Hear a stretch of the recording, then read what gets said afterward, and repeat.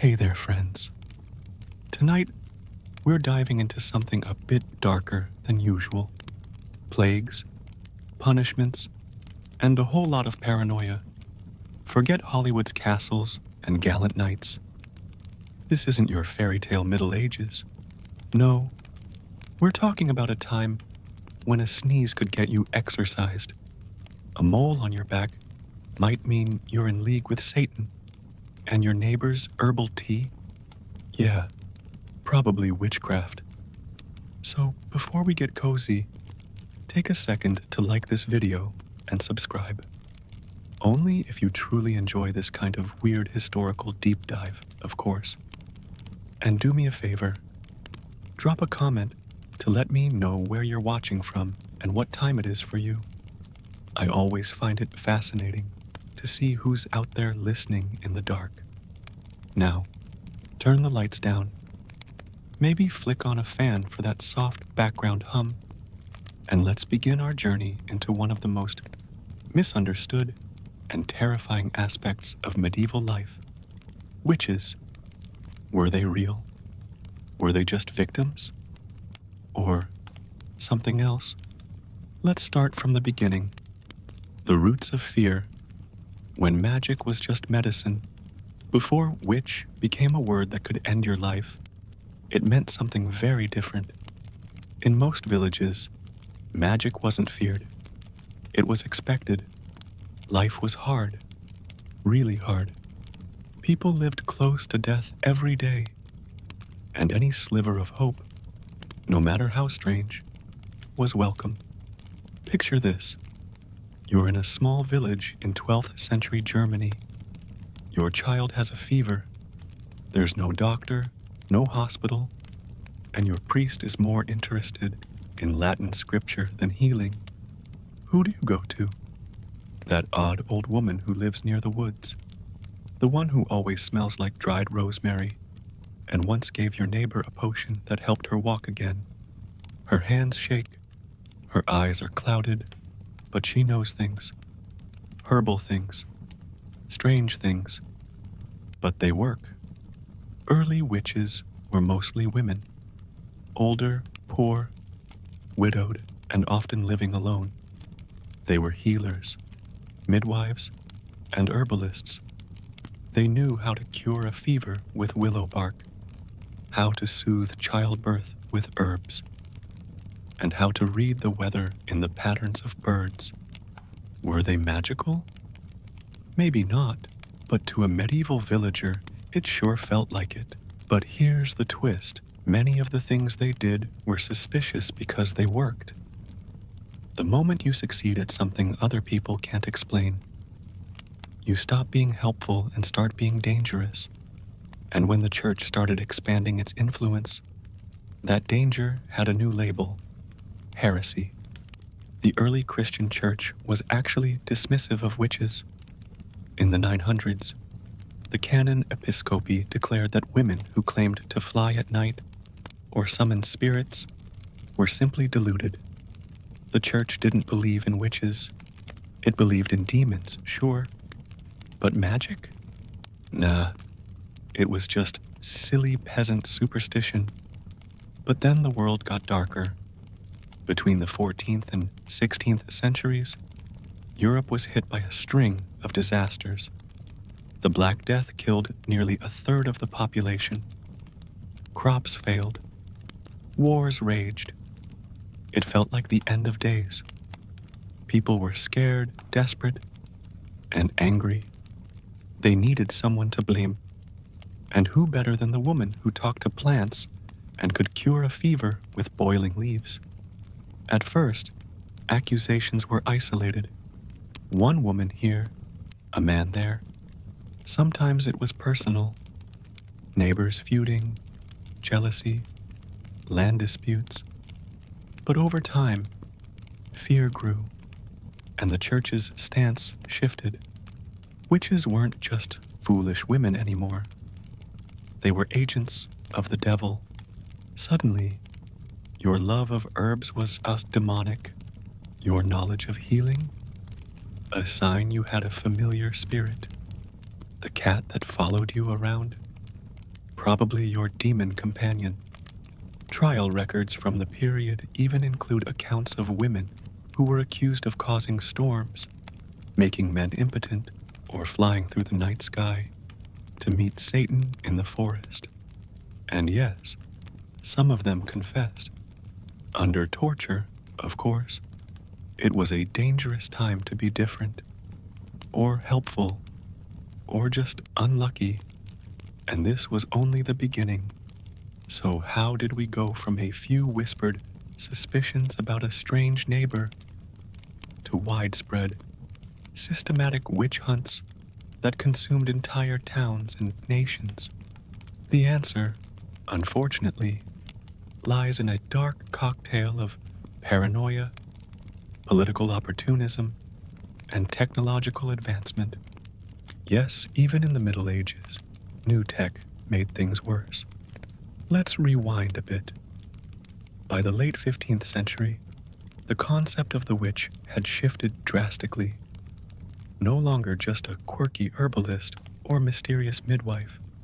The witch had now been rebranded as a full-blown servant of Satan, someone who not only cursed your crops, but plotted to overthrow Christendom. That escalated quickly, right? This transformation wasn't accidental. Authorities, both religious and secular, found that fear was an excellent tool for maintaining control. When your subjects are terrified of an invisible threat, they're less likely to question rising taxes or oppressive laws. After all, better the devil you know than the one hiding in your village well, right? But this fear needed fuel, and boy, did they find it. Enter the printing press. Now, you might think of the printing press as a beacon of enlightenment, and sure it was.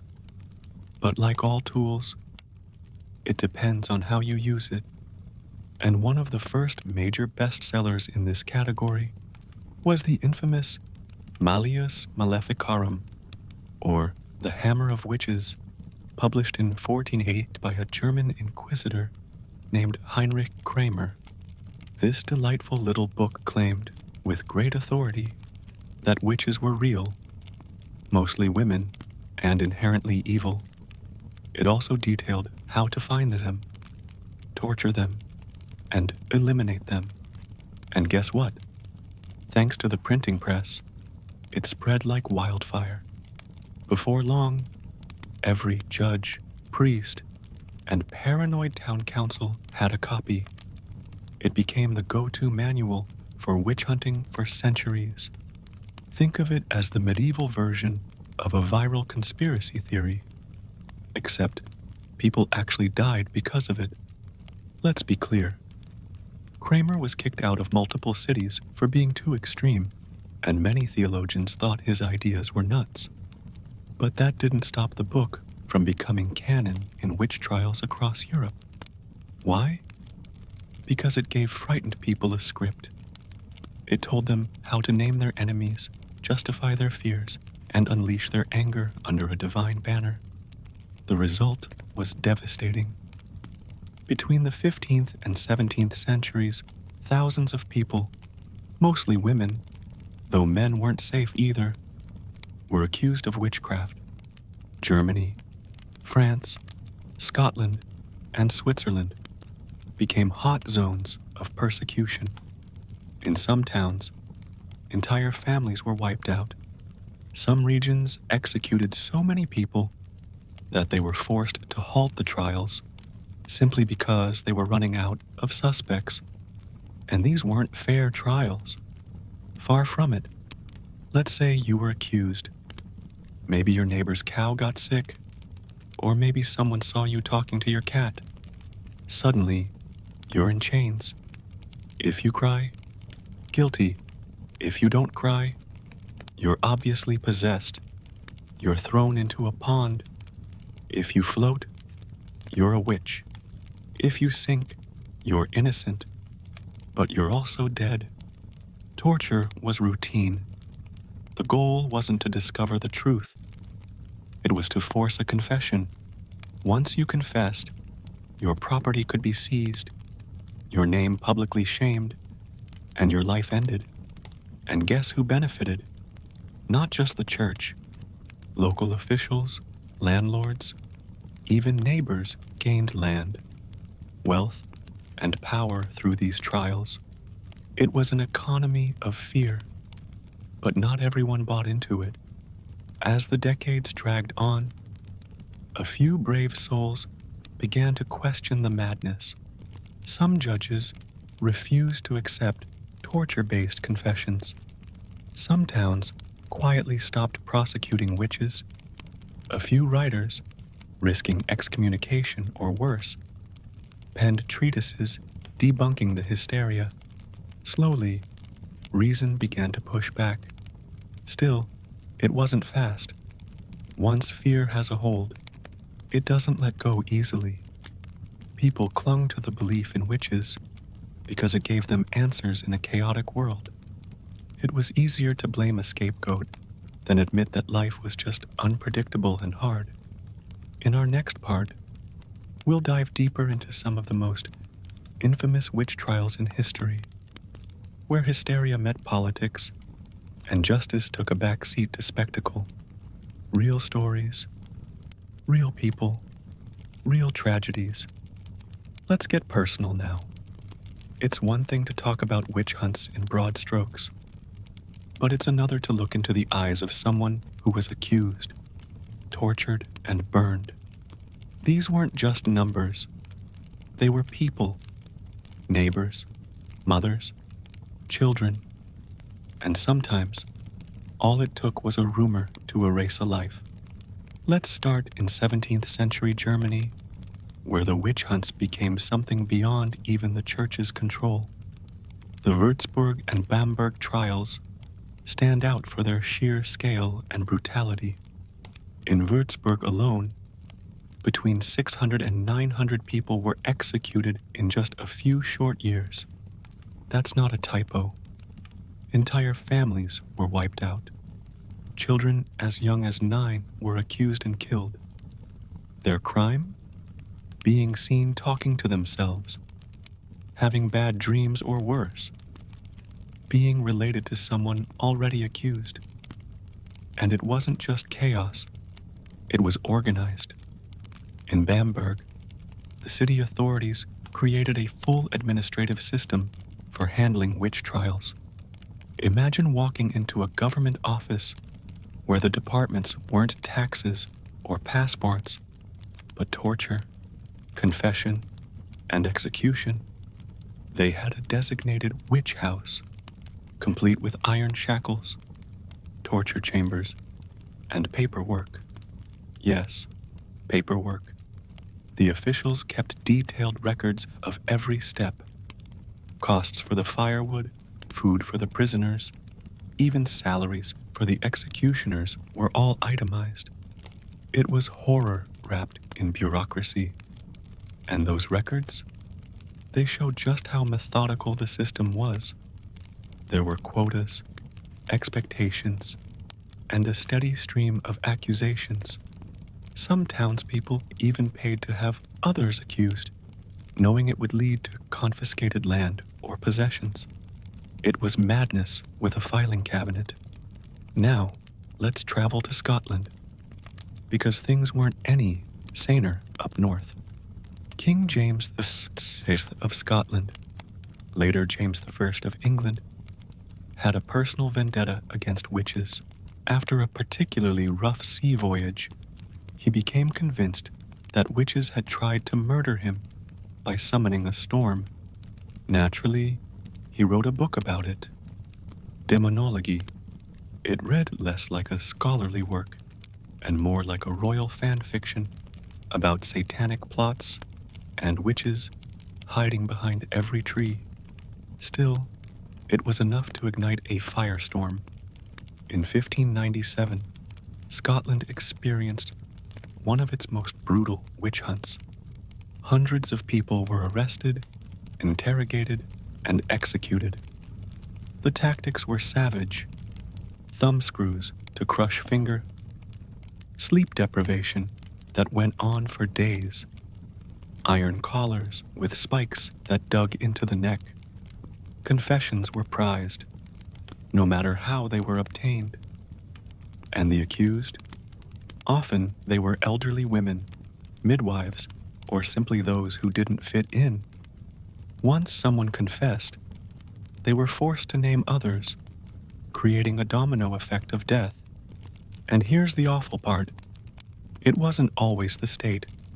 Sometimes it was your own neighbor, your cousin, even your spouse. All it took was one whisper in the wrong ear. Maybe you said something sarcastic that was misunderstood. Maybe your cow died and you muttered, "Figures." Next thing you know, you're in chains. Or maybe you were a widow with a little land, easy pickings for greedy men looking to expand their estates. The motives behind these accusations were often petty, personal, or economic, but the results were deadly. Even across the ocean, in Salem, Massachusetts, the pattern held. In 1692, a few young girls claimed to be afflicted by witchcraft. They writhed, screamed, accused. It spiraled fast. Over 200 people were accused. 19 were hanged. One man, Giles Corey, refused to enter a plea, so they crushed him under stones until he died. His final words? More weight. That's not just defiance. That's a reminder that even in the face of barbarism, some people held on to their humanity. The truth is, the trials were rarely about actual magic. No one was turning villagers into frogs or flying through the night.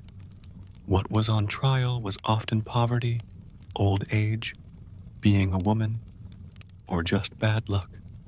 The people accused weren't witches. They were scapegoats. And the system that destroyed them, it was as cruel as it was calculated. In the next part, we'll dive into how gender, especially the role of women in society, fueled centuries of witch persecution. Because if you think it's just coincidence that 80% of accused witches were women, think again. Let's talk about the elephant in the broom closet. Why were almost all the accused witches women? This wasn't just some tragic coincidence or roll of the dice. There was a deep cultural bias woven into medieval life that made women particularly vulnerable to accusations of witchcraft. And the roots of that bias run all the way through religion, law, medicine, and even everyday gossip. First, take a look at how women were perceived. In medieval Europe, women were thought to be emotionally unstable, morally weak, and physically inferior to men. This wasn't just idle talk. It was philosophy. It was theology. It was law. Thinkers like Aristotle claimed women were deformed men. Theologians like Thomas Aquinas argued that women were more likely to sin and deceive. And don't even get me started on the whole Eve brought sin into the world narrative. That story alone was weaponized for centuries to cast suspicion on anything women said or did. Now, mix in widespread illiteracy. Most women weren't educated, and that wasn't an accident. It was by design. When you can't read, you can't study scripture, you can't defend yourself, and you can't challenge authority. In courtrooms, this was fatal. Accused women often couldn't understand the charges against them, much less mount a legal defense. And here's the kicker. The few women who were educated, they were often seen as more dangerous, because knowledge in the hands of a woman was a threat to the system. A woman who could read herbs and symptoms might be seen as helpful in her village, but also as suspicious by authorities. What if she used that knowledge to manipulate or harm? What if she didn't need a priest? Let's talk about midwives. These women held a unique and powerful role. They delivered babies, knew the secrets of female anatomy, and understood how to treat illnesses with roots and oils. Their work was sacred and dangerous at the same time. If a baby died in childbirth, something tragically common, the midwife could be blamed. If a mother bled out, it must have been witchcraft. Their knowledge, passed through generations, was invaluable, but also impossible for male clergy to control, and that scared them. Then there were widows, another easy target. Without a husband to supervise them, they were seen as unruly or even predatory. They often owned small plots of land or had savings, which made them economically independent. Another threat: a poor old woman with no family.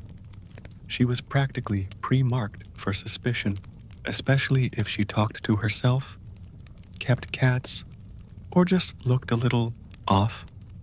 Even appearance was a factor.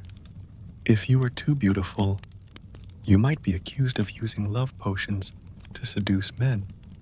If you were considered ugly or disfigured, people whispered about the devil's mark.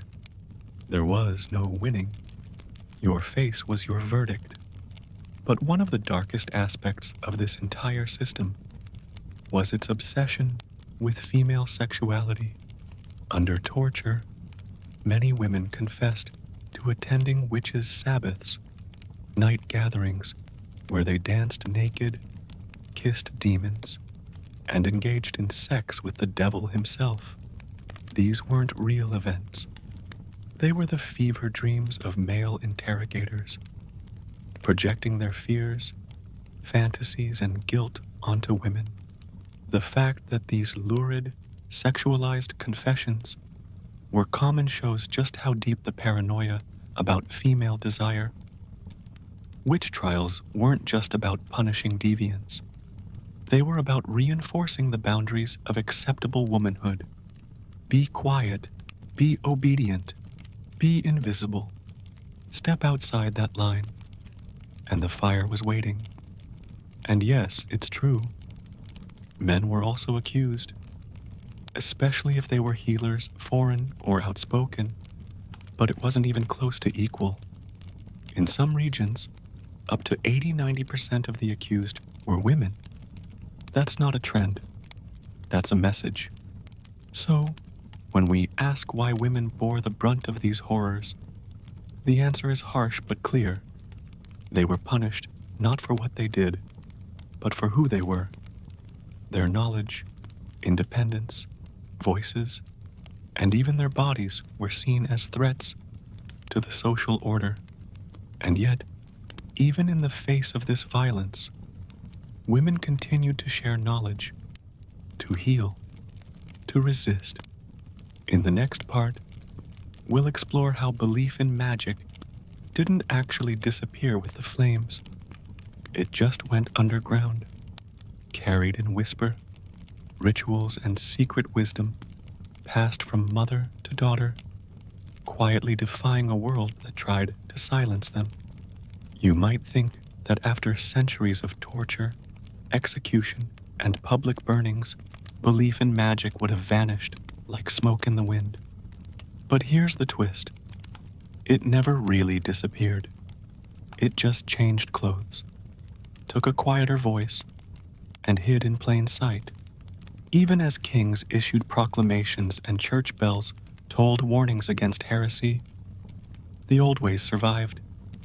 Not in courts or cathedrals, but in the kitchens of widows, the gardens of grandmothers, and the bedtime whispers passed from mother to daughter. Because, here's the thing, people still got sick. They still fell in love. They still feared what they couldn't explain. And when desperate, they turned to what had always brought comfort, not scripture or scholars, but old remedies, charms, and prayers. Magic, but not the fire and brimstone kind. This was humble, practical, dirt under your nails magic. In rural communities, especially in places like Ireland, Wales, the Carpathians, and the German countryside, folk traditions held firm.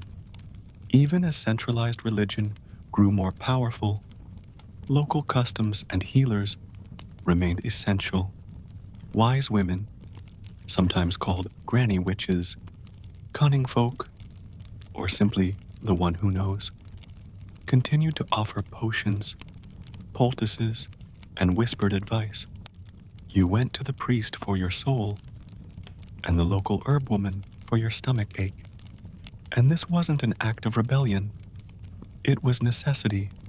Doctors were rare, expensive, and usually useless. Hospitals, if they existed, were reserved for the wealthy, or more often, the dying. So, when your child had a fever, or your husband couldn't sleep, you turned to what your grandmother did: a tea made with chamomile, a charm buried under the doorstep, a prayer spoken 3 times by candlelight. And though the worst of the witch trials had passed, the danger wasn't entirely gone. Practicing folk magic, even harmless versions, still carried risks. A charm that didn't work, or a rival who envied your knowledge, could quickly spark suspicion. So these traditions were passed on quietly, hidden in songs, disguised as superstition, or blended with religious rituals. Cross yourself 3 times, light this candle, bury that coin, but never say why too loudly. Families preserved knowledge like treasure: handwritten grimoires, small books filled with cures, blessings, and protective spells were kept hidden in trunks or disguised as recipe books. Women taught their daughters how to interpret dreams, how to recognize omens in the flight of birds or the shape of smoke. Often, they didn't even call it magic. It was just what we do. Magic also adapted. As political and religious climates changed, so too did the language of belief. The old gods faded, replaced by saints, angels, or biblical symbols. But the rituals, they stayed. A rosemary bundle at the door, a silver coin under a newborn's pillow, a warning not to speak certain names after dark. These were remnants of a spiritual system far older than most realized, and geography played a part. In Ireland, pagan Celtic beliefs merged with Christian lore, creating a unique landscape of saints and spirits. In Eastern Europe, household gods and protective spirits persisted, camouflaged beneath a veneer of orthodoxy. In Italy, the ancient old religion evolved into secret folk Catholicism, where rosaries and moon phases shared the same altar. Magic wasn't gone. It had simply learned to survive. Even during the Age of Enlightenment, when science and logic became fashionable, old habits lingered. Isaac Newton studied alchemy in secret. Sailors refused to board ships on Fridays. Midwives continued to hang protective charms in birthing rooms. And people of all classes avoided certain trees or knocked on wood, just in case. Because that's the thing about belief. It doesn't vanish when you outlaw it. It goes underground. It adapts, and sometimes it thrives. Magic became a cultural undercurrent, not just a way to heal the body, but a way to soothe the soul. It brought comfort when logic had no answers. It created meaning in chaos, and even if no one said the word witch anymore, the spell was still being cast. In the next part, we'll follow this thread across the sea to the New World, where old beliefs found new soil. Colonial America brought its own kind of fear and faith, and witchcraft once again played a deadly role. You're not going to want to miss what happens next. When European settlers crossed the Atlantic and began colonizing the Americas, they didn't leave their fears behind. Alongside their livestock, tools, and dreams of new beginnings, They brought something older and much harder to unpack: centuries of superstition, fear of witches, and the cultural baggage of persecution. And in many ways, colonial America was fertile ground for paranoia. Life was brutal and unpredictable. The land was vast, wild, and unfamiliar. Disease, famine, tension with indigenous peoples, and internal divisions meant that early settlers lived under constant pressure. Add to that an uncompromising belief in divine judgment, and you've got the perfect conditions for a moral panic. The Puritans, especially in New England, had particularly strict views. They saw the devil not as a distant idea, but as a literal prowling presence. Temptation and sin were not abstract. They were dangers lurking around every corner, waiting to destroy your soul. And who was most at risk of falling prey to these dark forces? According to Puritan belief, it was women, still considered the spiritual weak link, descendants of Eve, easily swayed and morally fragile. They remained the primary suspects in any spiritual crisis, which brings us inevitably to one of the most infamous witch trials in history: Salem. In early 1692, in Salem Village, Massachusetts, a group of young girls began exhibiting bizarre behavior. They screamed during prayer, claimed invisible forces were attacking them, and fell into fits. Physicians were baffled, lacking a medical explanation, and primed by their cultural context. The community quickly turned to a familiar scapegoat: witchcraft. 3 women were the first to be accused: Tituba, an enslaved woman from the Caribbean; Sarah Good, a destitute beggar; and Sarah Osborne, an older woman who defied traditional gender roles. All 3 were social outsiders, already considered suspicious. Tituba, under pressure and possibly torture, confessed and added fuel to the fire by describing a dark conspiracy involving many others in the village. From there, things escalated with terrifying speed. Within weeks, dozens were accused. Trials began. People were condemned based on spectral evidence, claims that a person's spirit had harmed someone in a dream. No proof, no logic, just fear. Neighbors testified against each other. Children were pressured to name names. Husbands denounced wives. Entire families were torn apart. By the time the hysteria ended, 19 people had been hanged, and one man, Giles Corey, was pressed to death under heavy stones for refusing to enter a plea. Over 200 more were accused, many of whom languished in jail for months. Salem wasn't unique.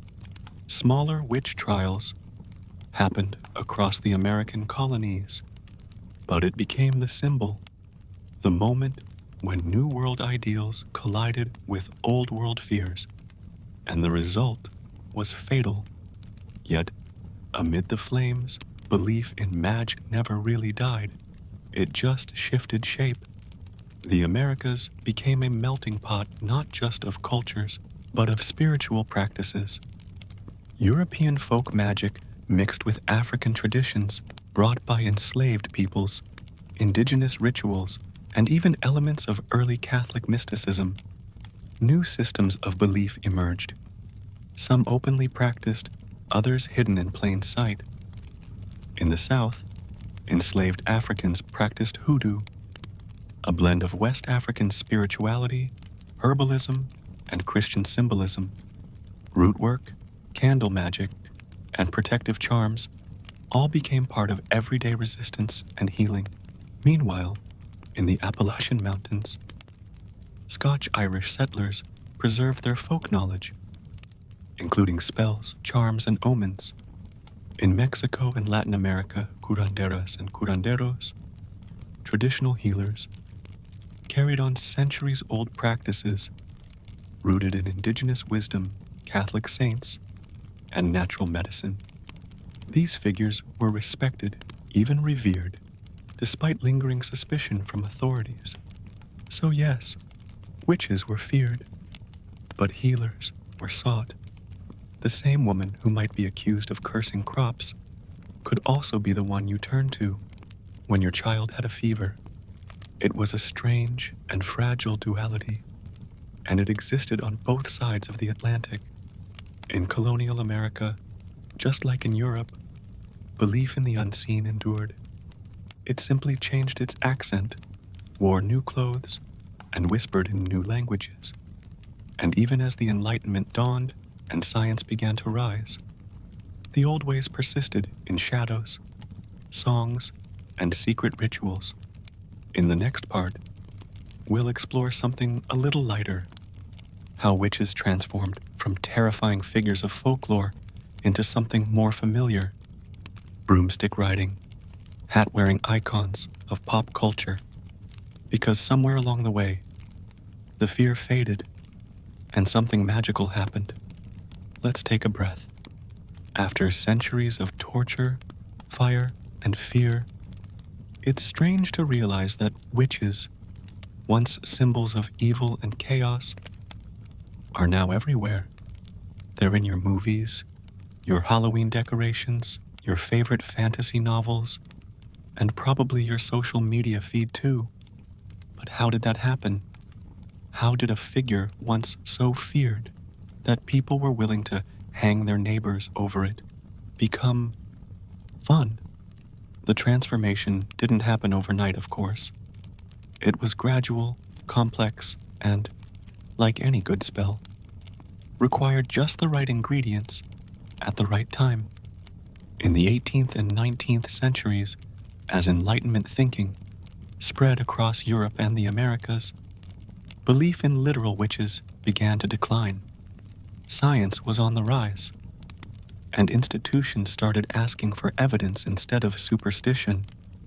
But while people may have stopped fearing witches, they didn't stop being fascinated by them. Superstition softened into folklore. Fear morphed into curiosity.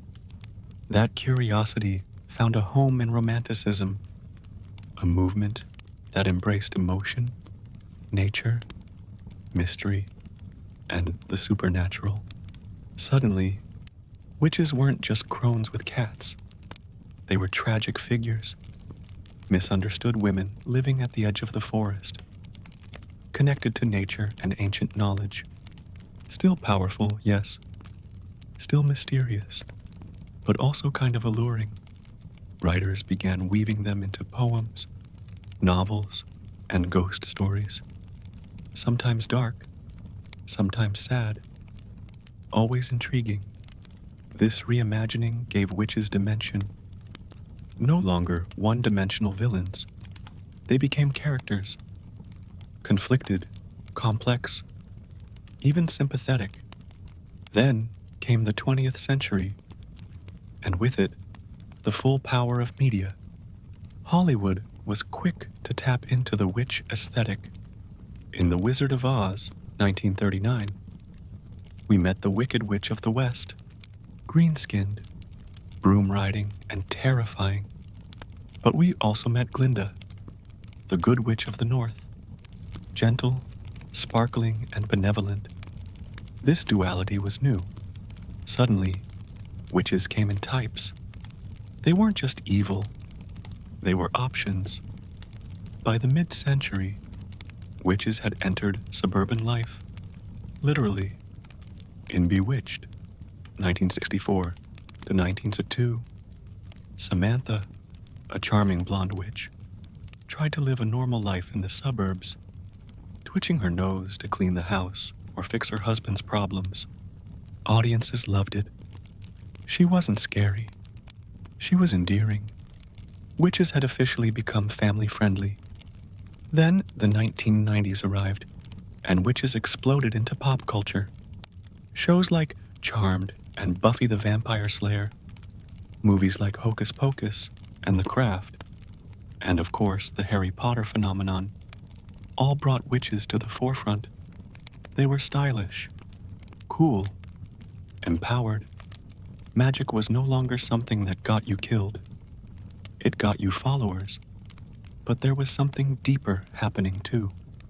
The witch was being reclaimed, no longer just a fictional trope or Halloween costume. The witch became a feminist symbol, an icon of resistance, independence, and intuition. Women began to embrace the identity, not as a joke, but as a statement. Books like Witch, Unleashed, Untamed, Unapologetic hit bestseller lists. Instagram and TikTok lit up with modern witches, young women sharing tarot spreads, moon rituals, crystal grids, and daily affirmations. And yes, it's aesthetic. The candles, the crystals, the herbs, it's all very Instagrammable. But for many, it's also spiritual, a way of reclaiming control, connecting with nature, and honoring ancestors. What once was heresy is now self-care. Even the visual image of the witch changed. Gone were the gnarled fingers and boiling cauldrons. In came the black velvet dresses, silver rings, and carefully curated altars. Witches became aspirational, not monsters, muses. So how did we get here? Part of it is time. With distance, fear loses its grip. We begin to re-examine history, to understand that the people burned as witches were mostly innocent midwives, herbalists, non-conforming women, and the socially inconvenient. Part of it is rebellion in a world that still often tries to silence or control women. The witch offers a figure of defiance, a woman who owns her power, who speaks the unspeakable, who doesn't apologize. And part of it is that deep human longing for mystery, for magic, for meaning. Even in a world of algorithms and satellites, we still look to the stars, still whisper wishes, still knock on wood. So now, when we light candles or wear pointed hats or laugh at a cackling witch on TV, we're not mocking the past, we're reshaping it. We're turning centuries of fear into something empowering. We're rewriting the story. But before we get too comfortable, let's not forget, while the witch trials may be history, the impulse behind them isn't. In the next part, we'll explore what modern witch hunts look like.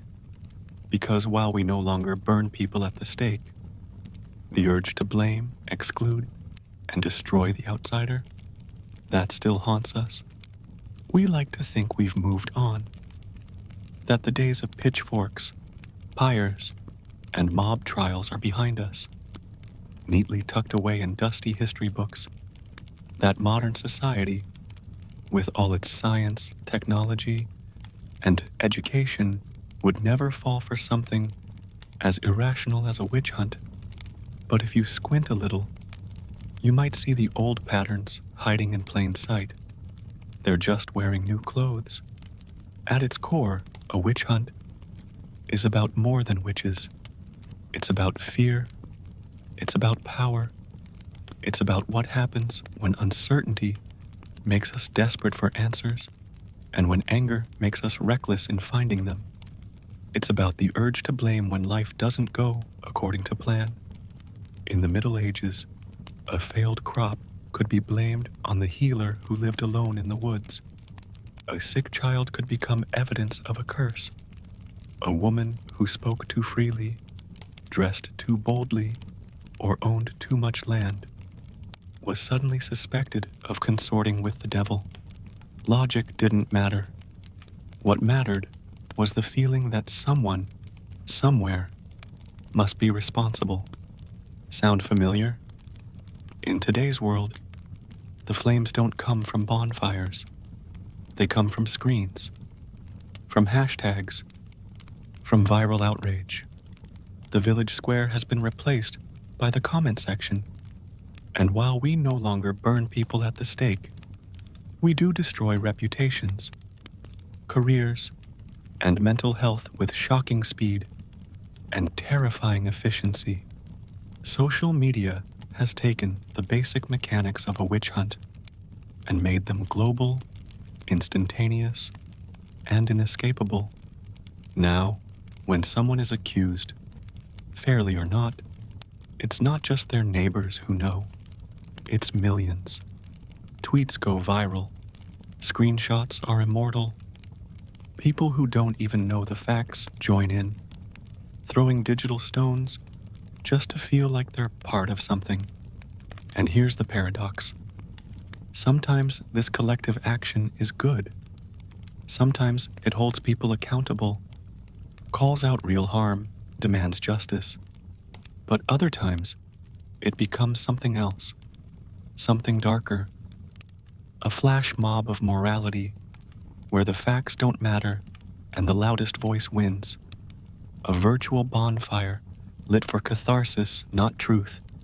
Modern witch hunts also echo in the world of politics.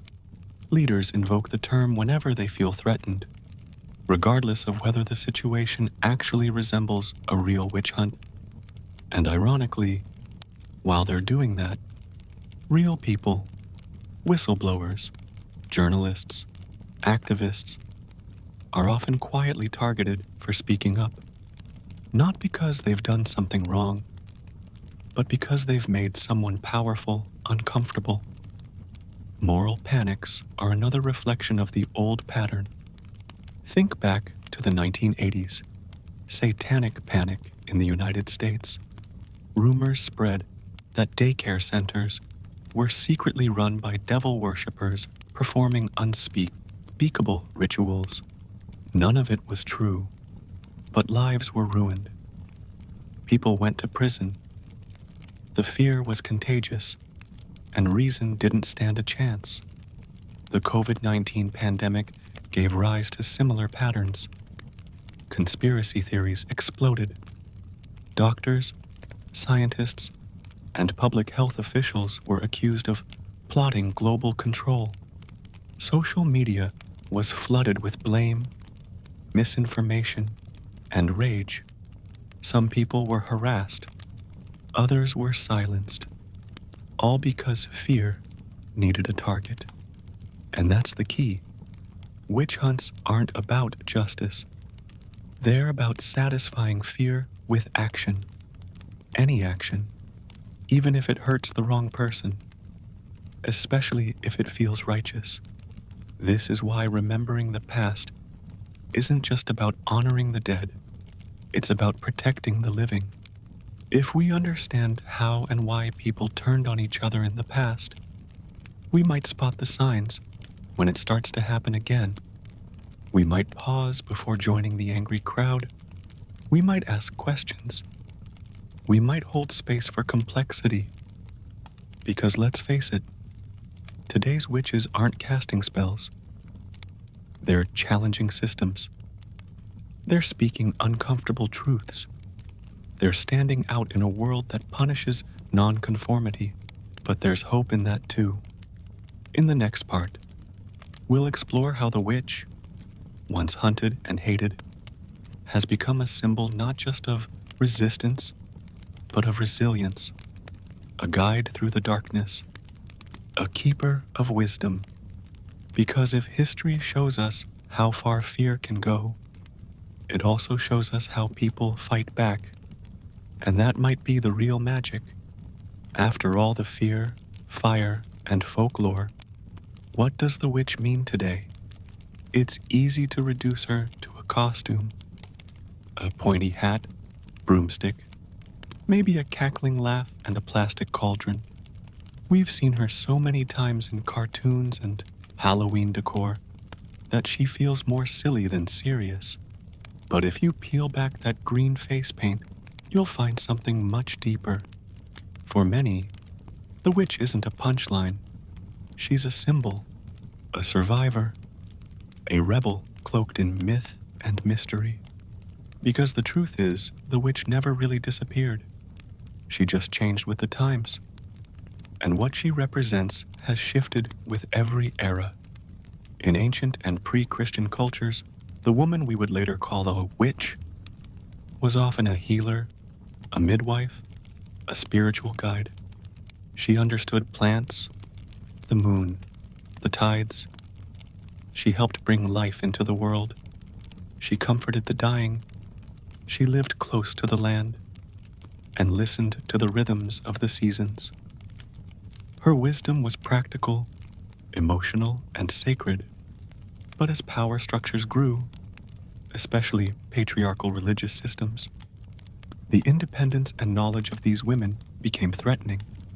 A woman who didn't need the church or a husband? That was dangerous. A woman who knew things about birth, illness, herbs, intuition was even more dangerous. And so, over time, the healer became the heretic, the midwife became the menace, the wise woman became the witch.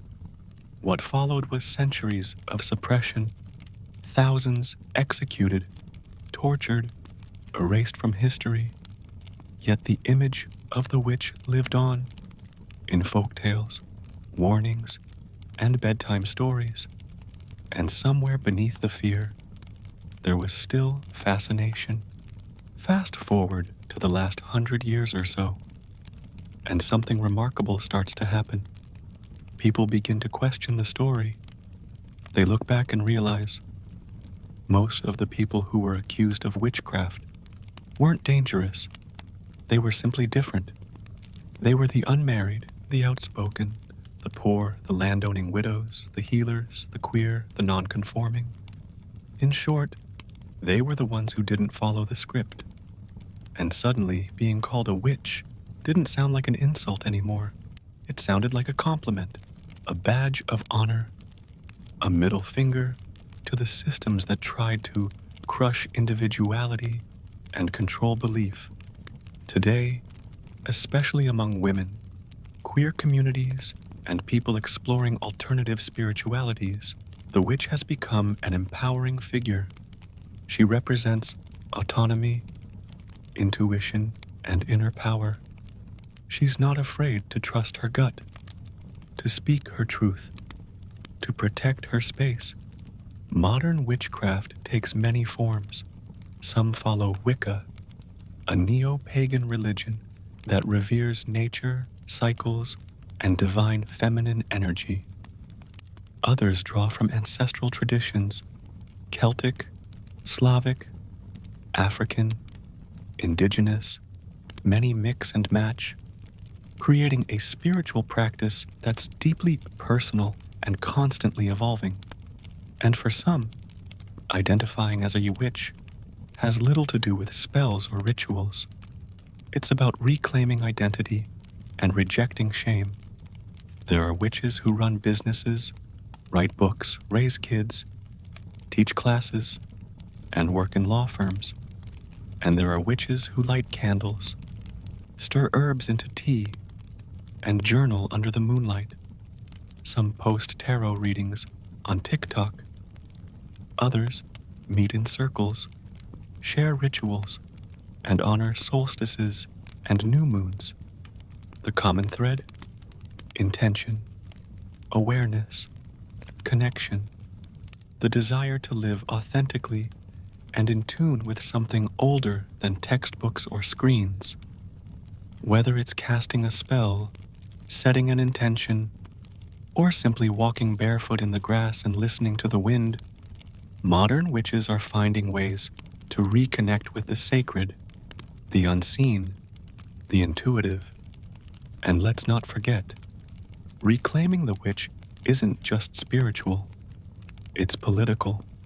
It's saying, you tried to silence us, you failed. It's about transforming what was once a weapon of oppression into a source of pride.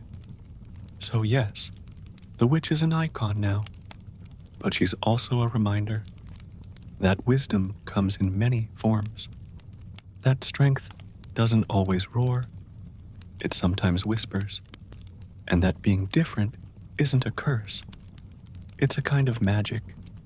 In the next part, we'll explore some of the specific practices embraced by modern witches, from spellcraft to herbalism to astrology, and how these ancient roots are finding new life in the 21st century.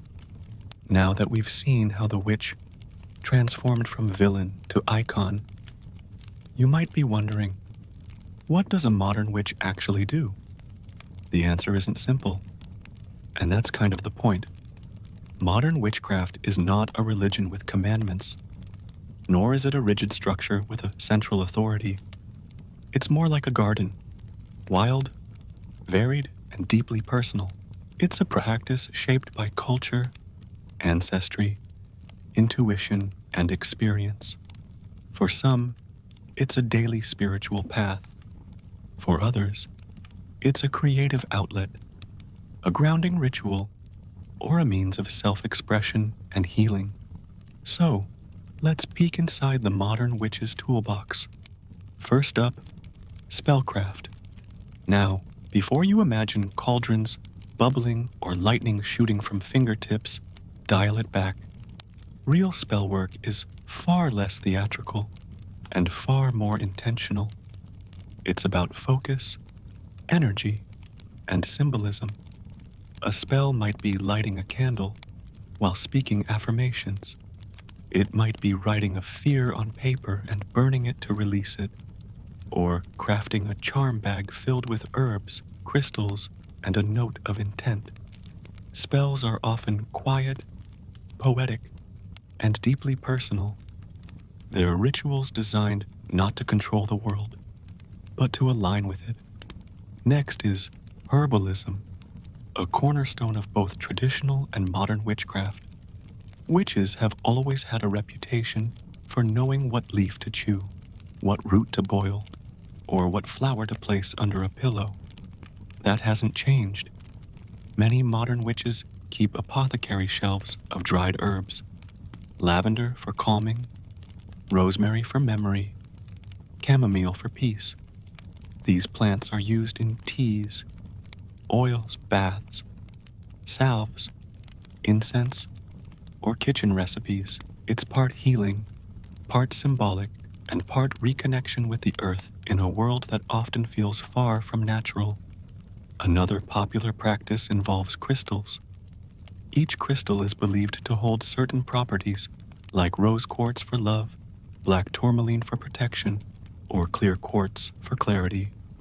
Whether you believe they work in a metaphysical sense or simply enjoy the mindfulness that comes from handling something tactile and beautiful, they are a key part of many witches' rituals and spaces. Then, there's astrology. While not every witch is deep into star charts, many observe moon cycles and planetary shifts. Full moons might be a time to release. New moons, a time to set intentions. Mercury retrograde, maybe reschedule that important meeting. Astrology isn't always predictive. It's reflective. It invites people to slow down and notice patterns, both in the sky and in themselves. Divination tools like tarot and oracle cards are also widely used, not to see the future, but to tap into the subconscious. When you ask a question and pull a card, it's not the universe handing you an answer. It's you exploring your inner dialogue. The cards become mirrors, not crystal balls. They help modern witches gain clarity, perspective, and insight into their emotions and decisions. And yes, there are rituals, ranging from the simple to the elaborate. Some witches celebrate the Wheel of the Year, marking seasonal festivals like Samhain, the origin of Halloween, Yule, winter solstice, or Beltane, spring fire festival. Others create solitary rituals, a bath on a full moon, a journal session with tea and candles, or a quiet moment of gratitude at sunrise. Rituals bring structure, mindfulness, and sacredness to everyday life. Some witches work with deities, ancestral spirits, or nature spirits. Others are entirely secular, seeing magic as a psychological tool rather than a spiritual one. It's a wide, flexible spectrum. There's no single right way to be a witch. And then there's kitchen witchery, green witchcraft, tech witchcraft, and even digital covens. Yes, some witches cast spells on TikTok or use astrology apps to track their transits. Some stir intention into soups. Some build altars in their gardens. Some code sigils into lines of HTML. Magic adapts, always has. What unites all these practices is intention, the desire to connect, to self, to others, to nature, to mystery. In a fast-paced, noisy world, witchcraft offers stillness, a reason to pause, reflect, create and honor something deeper than deadlines and screen time. In the next part, we'll explore how this magical revival is being embraced and challenged in mainstream culture. From TV shows to Instagram aesthetics to corporate branding, witchcraft has gone mainstream. But as with any sacred practice that becomes trendy, not everyone is thrilled about it. Witchcraft is everywhere now. It's in your favorite Netflix shows, your favorite artist's album aesthetic, your neighbor's Instagram stories, and possibly even that candle display at your local department store. Once a hidden, marginalized, and in many cases outlawed practice, witchcraft has gone through a complete transformation, from feared to fashionable. But with that transformation comes a complicated truth. On the surface, it's easy to celebrate this shift. Once upon a time, being accused of witchcraft could mean exile, torture, or death. Now, it might just mean you're seen as cool, spiritual, or alternative. People who once had to hide their beliefs or practices now wear them proudly, sometimes quite literally, on their sleeves. That's a victory, right? Well, yes and no. Let's start with the positives. The rise of witchcraft in mainstream media has opened doors for millions. For people who felt disconnected from traditional religion, especially women, LGBTQ plus individuals, and marginalized communities, witchcraft has offered an empowering path.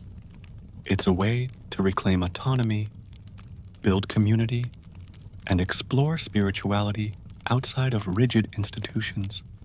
Shows like The Craft, The Chilling Adventures of Sabrina, American Horror Story, Coven, Buffy the Vampire Slayer, and even Harry Potter introduced witches as powerful, flawed, and fascinating characters. They were no longer just wicked villains. They were leaders, rebels, survivors. They faced injustice and fought back. They symbolized transformation. And yes, they looked amazing while doing it. Social media has only amplified this. On TikTok, hashtags like witch talk, green witch, #baby witch, and @divine timing have racked up billions of views. You'll find short videos explaining tarot spreads, demonstrating crystal rituals, or walking viewers through new moon ceremonies. There's a raw excitement in how people are discovering and sharing magic. Witchcraft feels accessible now, like anyone can pick up a deck of cards or light a candle and start something meaningful. But with that accessibility comes a shadow. Witchcraft has become marketable, and when something becomes trendy, corporations come running. Suddenly, We see spell kits sold at big box stores, moon phase mugs from fast fashion brands, and witch aesthetic collections from influencers who have never read a book on the subject. Sacred tools become seasonal decor, spiritual symbols become slogans. Worse, some of these items appropriate practices from indigenous, African, and diasporic traditions without credit, context, or consent. White-owned brands sell Palo Santo, smudge sticks, or voodoo-themed bath bombs without any understanding of the cultures they're borrowing from. This isn't just cringeworthy, it can be harmful. It erases history. It commodifies sacred rituals. It strips them of meaning. There's also the problem of aesthetic witchcraft, where witchy vibes take precedence over substance. Crystals on a shelf don't make someone a witch. Burning sage without understanding its origins doesn't create sacred space. There's a growing concern that witchcraft is being reduced to glittery images and consumer products. Something pretty to post rather than something powerful to practice. And the algorithms? They don't help. Social media favors quick content. So nuanced discussions about ethics, history, or cultural responsibility often get buried beneath the shiny, manifest $10,000 overnight videos. Misinformation spreads fast, especially when it promises shortcuts, instant power, or magical solutions to real-world problems. But despite these challenges, something beautiful is still happening. In corners of the internet, communities are forming that value depth over likes. Witches are teaching each other, sharing sources, supporting indigenous creators, preserving ancestral knowledge, building inclusive covens that welcome all genders, all bodies, all backgrounds. Books and podcasts are diving into deeper discussions about decolonizing witchcraft, reconnecting with nature, and using magic not just for self-help, but for collective healing. More people are asking the right questions. Where did this tradition come from? Who created it? What does it mean to honor it? So, yes, witchcraft has gone mainstream, but it hasn't lost its soul. Not completely. For every mass-produced moon journal, there's a handwritten grimoire. For every influencer selling sage, there's a community restoring respect to its roots. In the final part, we'll ask, where is all this heading? What role might the witch play in the future? Because as the world gets louder, stranger, and more chaotic, we may need the witch more than ever. Not as a fantasy, but as a force for transformation. So, where does the witch go from here? As we stand in the 21st century, staring down climate collapse, rising inequality, digital burnout, and a world that feels more chaotic by the hour, it's not surprising that the witch is having another renaissance. She's rising, not just as a trendy aesthetic or a character in a fantasy novel, but as a symbol of deeper change, a quiet revolution, a call to remember what we've forgotten. Because the witch isn't just about cauldrons or crystals. She's about power, not the power to control others, but the power to understand yourself, to heal your wounds, to hold boundaries, to speak truths that others are afraid to say. She represents the part of us that resists conformity, the voice that doesn't ask for permission, the intuition that whispers, "You already know." In a world addicted to speed, witchcraft asks us to slow down, to pause before reacting, to observe the moon before making decisions, to stir intention into soup, to plant seeds and trust they'll grow. This isn't laziness, it's reverence. Witchcraft teaches us that not everything needs to be optimized. Some things are sacred simply because they are. And in a society that values data over dreams, that's radical. And the witch isn't one thing anymore. She's no longer confined to a specific gender, race, or image. The modern witch is expansive.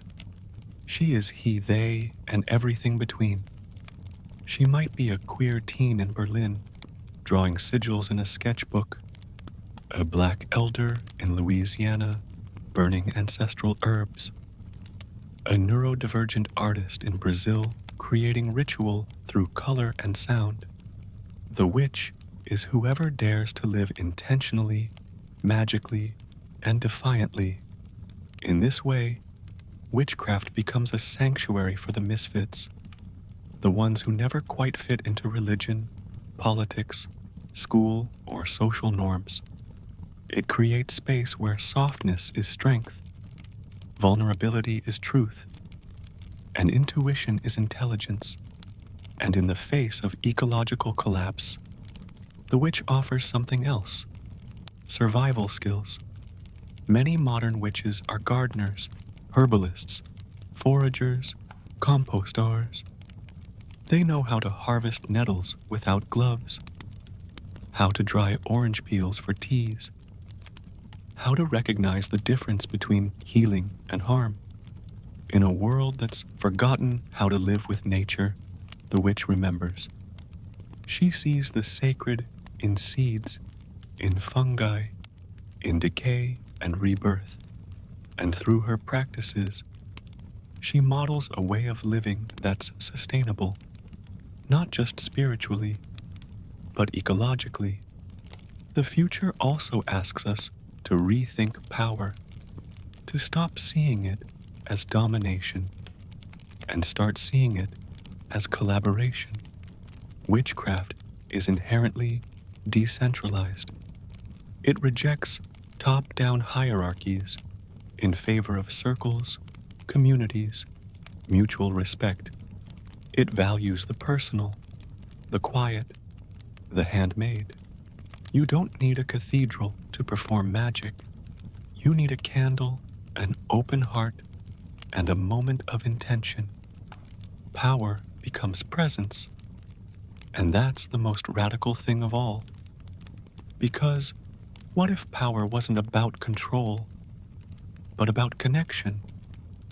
What if magic wasn't about escaping reality, but about deepening into it? The witch, perhaps more than any other symbol, invites us into that question. She says, there's another way to live, one that honors mystery, one that heals, one that sings even in the dark. And as the world shifts, breaks, and tries to rebuild itself, we might need that more than ever. We'll need people who can sit with uncertainty, who can tend to wounds, personal and collective, who can build sacredness in small, quiet moments, who can listen to wind and trees and ancestors, who can resist when it's necessary and rest when it's vital. We'll need the witch, not because she offers easy answers, but because she reminds us how to ask better questions, how to stay human in an inhuman time. So, yes, she's survived fire, exile, erasure, ridicule, and now she walks with us into the future. And in doing so, she teaches us the oldest, deepest magic of all: how to begin again. You're a woman in a small medieval village. It's the early 1500s, and life is not a fairy tale. It's more like a long-term endurance test. You wake up to the sound of roosters and aching joints, and your biggest concern isn't Instagram likes or morning traffic. It's avoiding being labeled a witch and dragged to the town square for a trial. Now, let's set one thing straight. You don't need to cast spells, own a black cat or dance naked under the moonlight to be accused of witchcraft. All you need is to be inconvenient. Maybe you're a widow. Maybe you own a bit of land. Maybe you said something sarcastic to the wrong man. Congratulations, you're on the list. So, what do? How do you survive in a world where rumors can kill faster than swords? First, you learn the art of blending in. You're not a flower. You're a weed trying to pass as grass. Don't speak too loudly. Don't laugh at jokes the men don't find funny.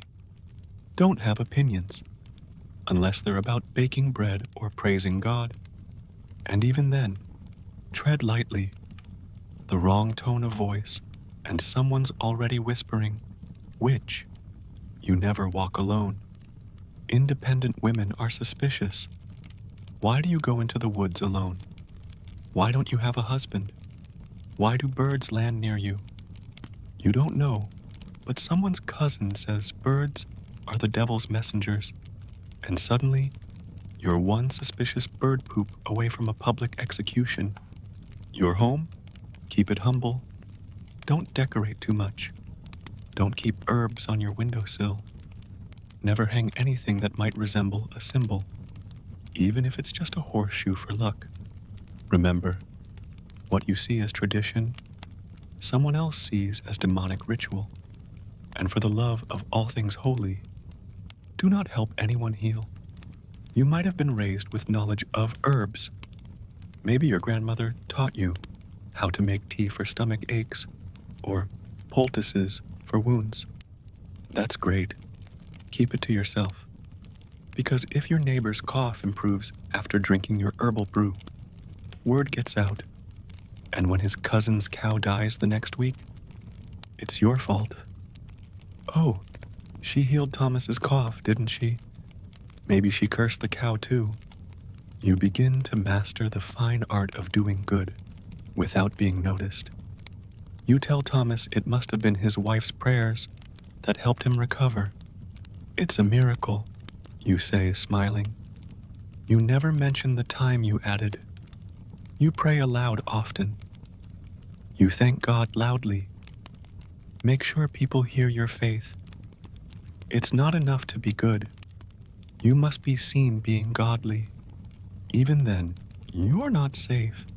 Your neighbor might get jealous. Your husband might have a mistress. The town priest might just be having a bad week.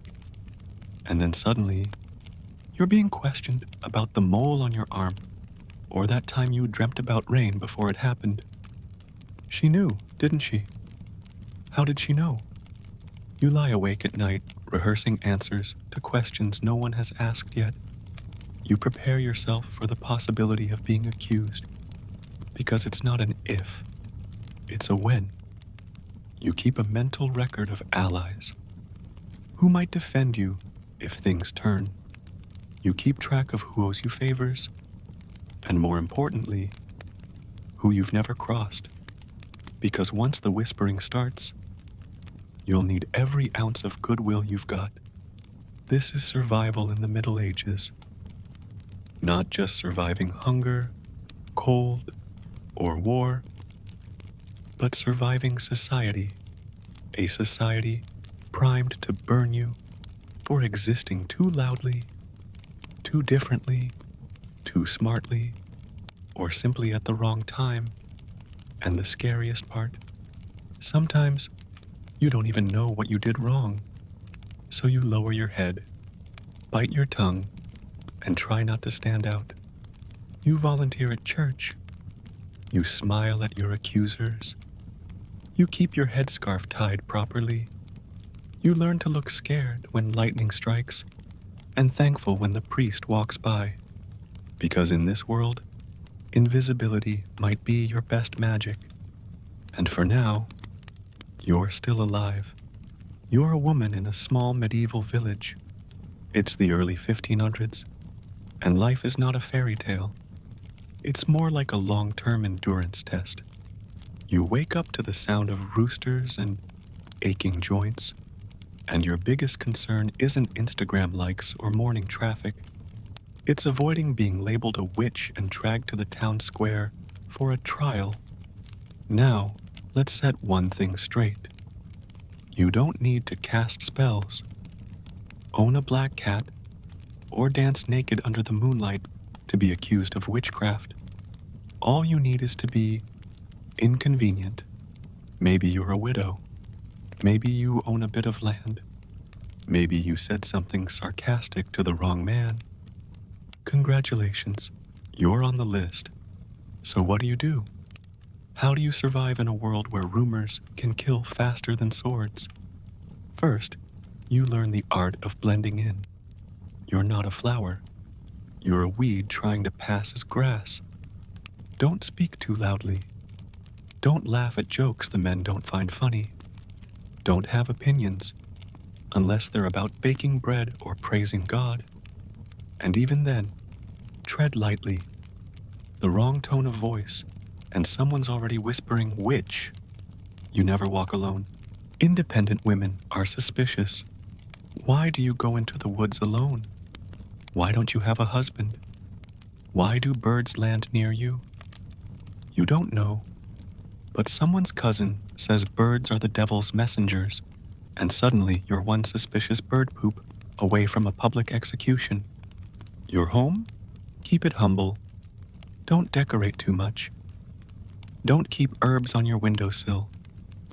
Never hang anything that might resemble a symbol, even if it's just a horseshoe for luck. Remember, what you see as tradition, someone else sees as demonic ritual. And for the love of all things holy, do not help anyone heal. You might have been raised with knowledge of herbs. Maybe your grandmother taught you how to make tea for stomach aches, or poultices for wounds. That's great. Keep it to yourself. Because if your neighbor's cough improves after drinking your herbal brew, word gets out. And when his cousin's cow dies the next week, it's your fault. Oh, she healed Thomas's cough, didn't she?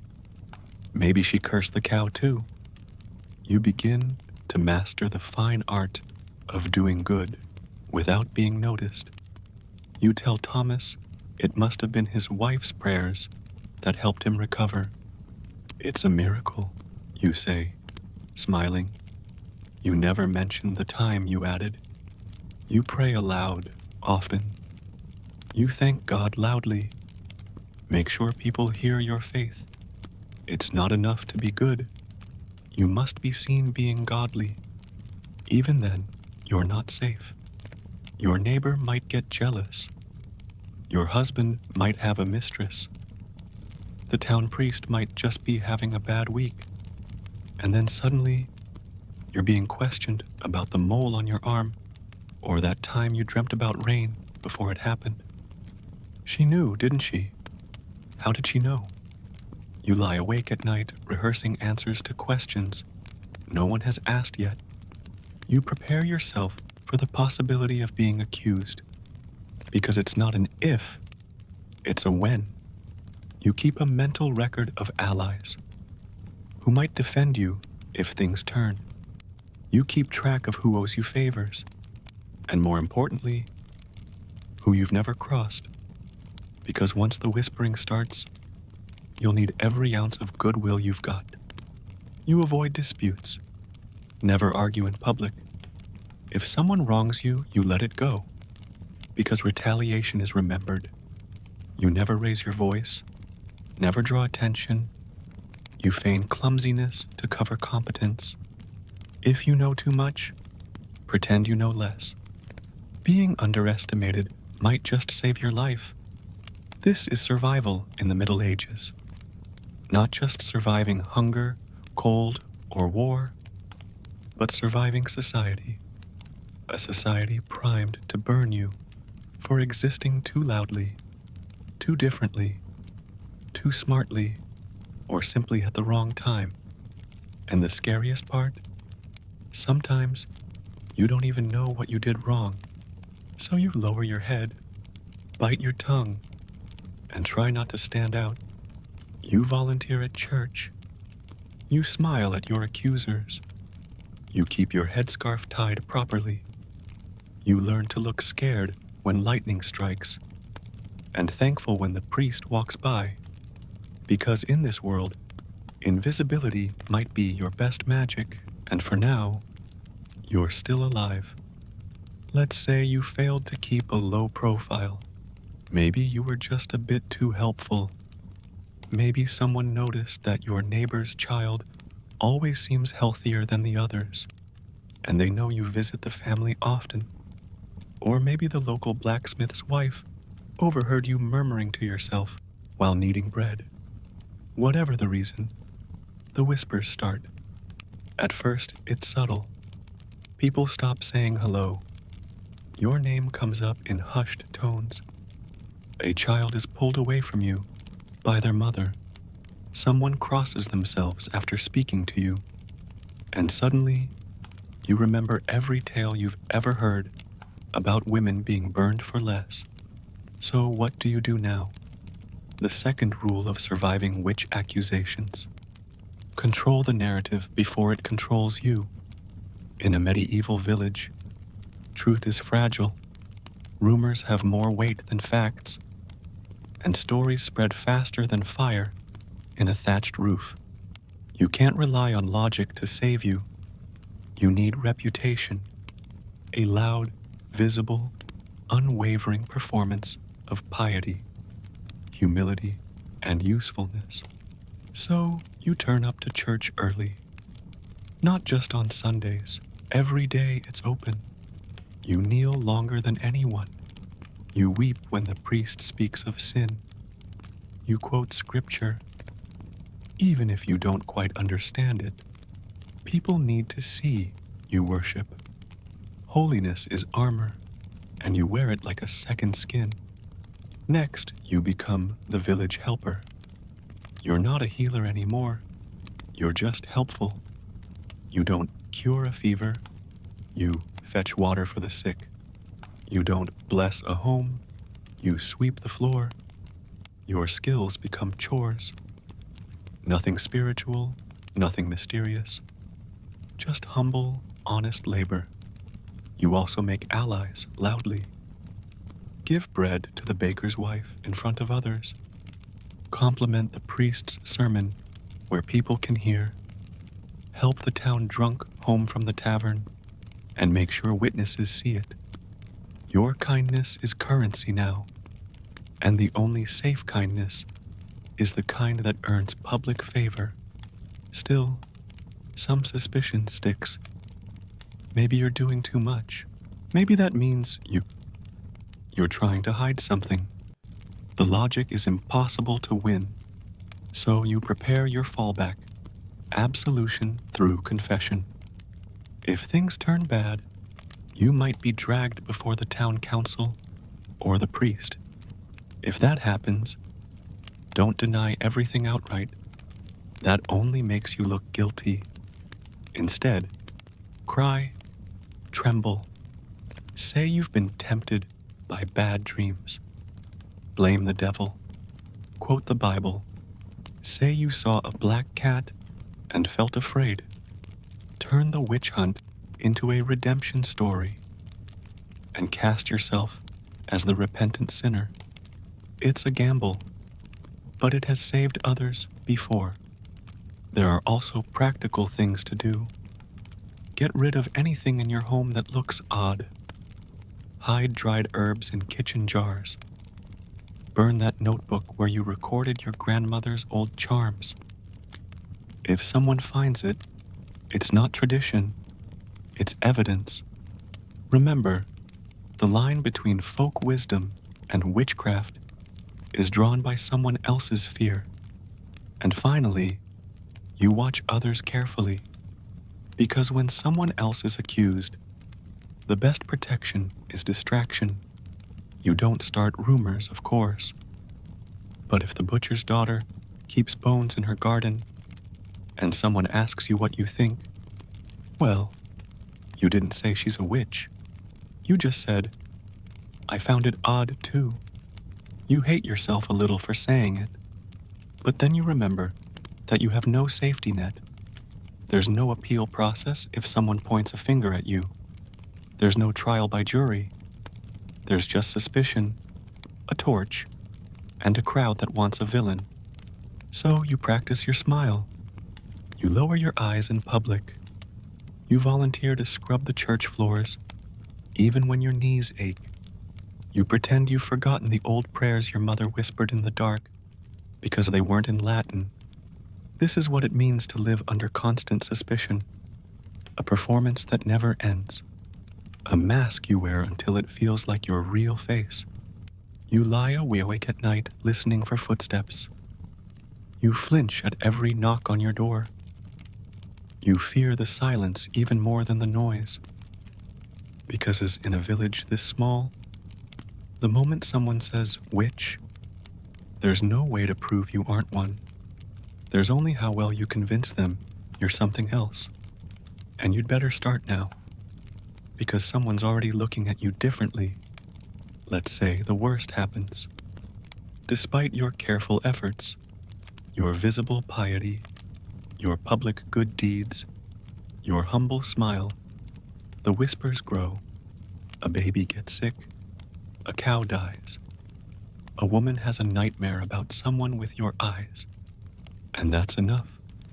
The village needs someone to blame, and you're too convenient. You hear the knock on your door just before dawn. It's not a request. It's a summons. You're brought before the council, a mix of old men with thick beards, one overworked priest, and a handful of anxious villagers who can't meet your eyes. They speak in hushed tones. They ask you strange questions. Do you speak to animals? Have you had dreams that come true? Do you know the names of herbs? Did your great aunt ever travel to the mountains? They nod at your answers even when they don't make sense. You know this isn't about truth. It's about fear. And now, you have to play the most dangerous game of your life. You cry. That's expected. You shake. You quote scripture. You deny, but not too harshly. You don't scream that you're innocent, because too much passion looks demonic. You don't go silent, because that looks guilty. It's a tightrope. You have to perform your humanity without overacting. If they find anything on your body, a mole, a birthmark, a scar, it could be called the devil's mark. So before they search, you cut a shallow wound into your leg where no one will see it. Let it bleed. It's better than letting them point to something natural and declare it proof. Someone mentions that a cat has been seen near your home at night. You say it's not yours. You say you're terrified of animals. You make a joke, carefully. If I could talk to cats, I'd ask them to stop bringing me dead mice. A few people laugh. That's good. Laughter makes you human again. But then comes the test. They ask you to pray. In theory, a witch can't recite the Lord's Prayer without stumbling. You know the words. You've practiced them 1,000 times. But your mouth is dry. Your heart is racing. You say it slowly, carefully. Our Father, who art in heaven. One of the elders narrows his eyes when you pause. You say you're tired, that you haven't eaten, that the fear is making your head spin. Someone offers water. It's a kindness, but also a trap. If you take it too eagerly, you look too calm. If you don't take it, they'll say you're avoiding holy objects.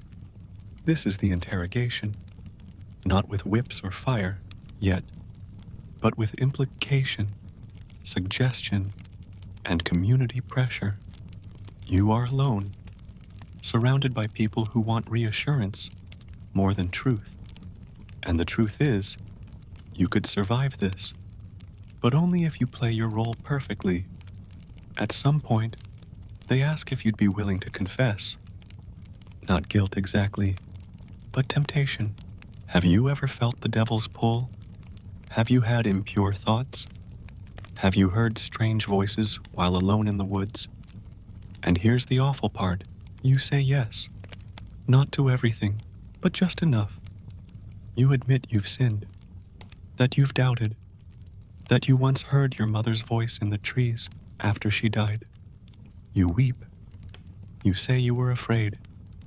You throw yourself at the mercy of the priest. And it works. The priest says you should be watched, that you need spiritual guidance, that you are not beyond saving, not yet. You are released, but not forgiven.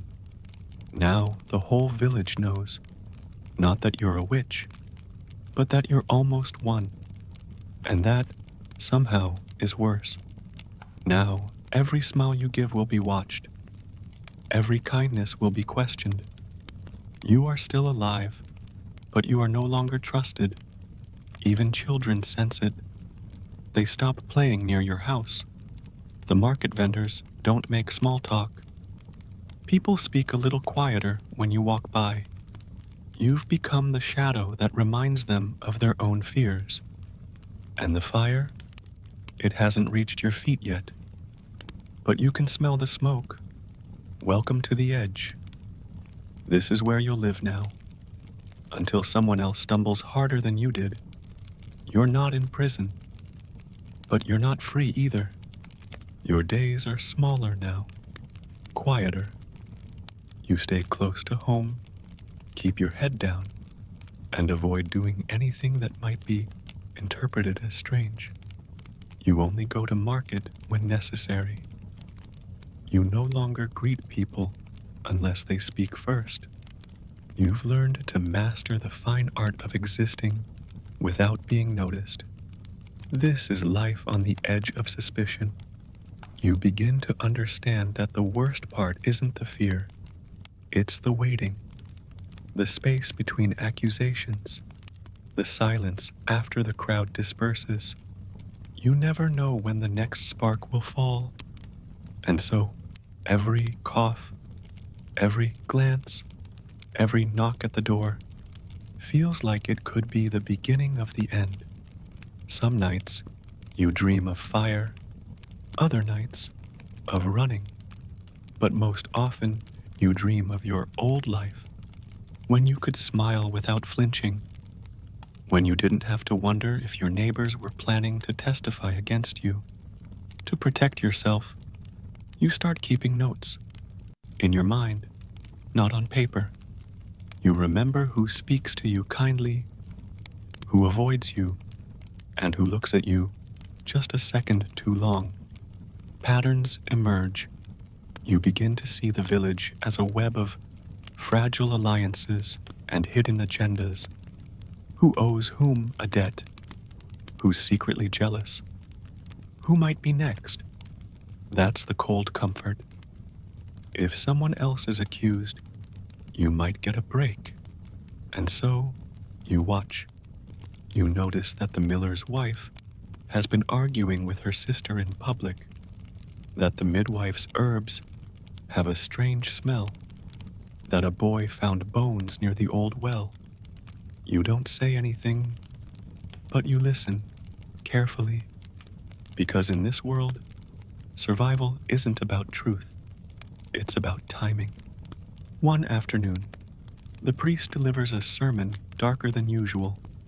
He speaks of demons in plain clothes, of serpents among the flock, of wolves who wear the faces of friends. You feel the eyes of the village shift in your direction. You go home and begin preparing.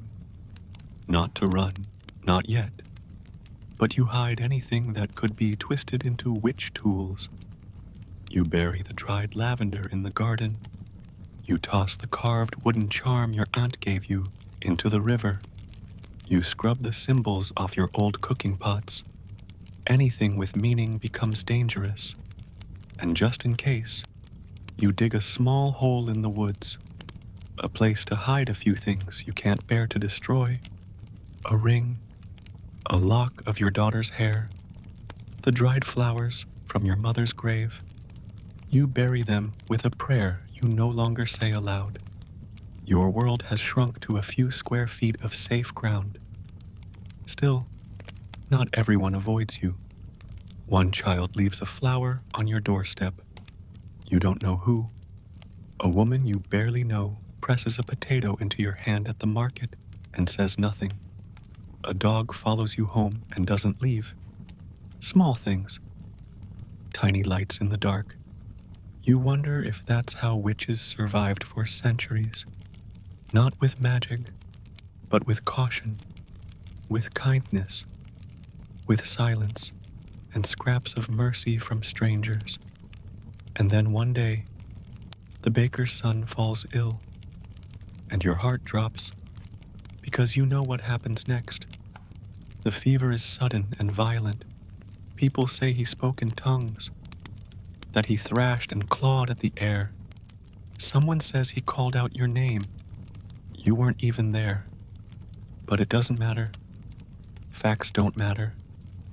Fear does. By the evening, the whispers are back. But now they're louder. Someone knocks on your door and then runs. A stone is thrown at your window. You hear two women arguing in the street. One defending you, one demanding justice. Your heart pounds with every sound. The next morning, the priest stops by. He doesn't come inside. He stands on your path and speaks slowly, carefully. He says he's praying for you. He says the village is concerned. You nod and thank him. You don't ask what's really on his mind. You already know. The fire isn't lit yet, but the wood is being gathered. And so you wait again, not with peace, not with hope, but with strategy.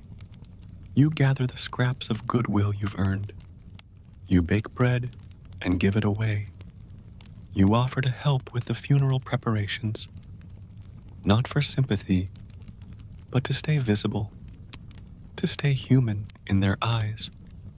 You tell yourself again that you've done nothing wrong, but you also know that in this place, innocence has never been a shield. The funeral is quiet, too quiet. The baker's son is buried beneath a low gray sky, and the village gathers in a hushed clump. No one looks at you directly, but you feel the sideways glances. You brought bread for the mourners. You placed your hand on the baker's shoulder and whispered, "I'm sorry."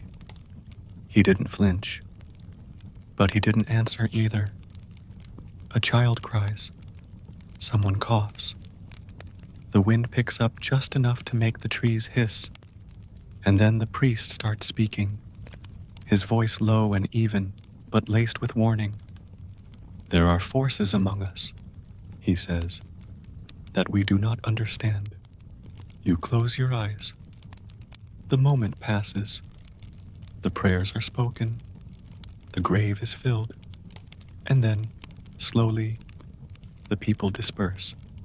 Some toward the market, others toward the tavern, a few toward your direction. Not to speak, just to look, and then look away. You go home and sit in silence. You count the things you've done right. You were visible. You were helpful. You stayed calm. You spoke kindly. But in the pit of your stomach, you know it's not enough. A day passes, then two. On the third day, the council summons you again. This time, it's different. They don't ask about cats, or dreams, or herbs. They ask about the boy. Had you spoken to him recently? Had you touched him? Did you notice anything strange? You shake your head. You tell the truth. I gave his sister a prayer ribbon for her birthday.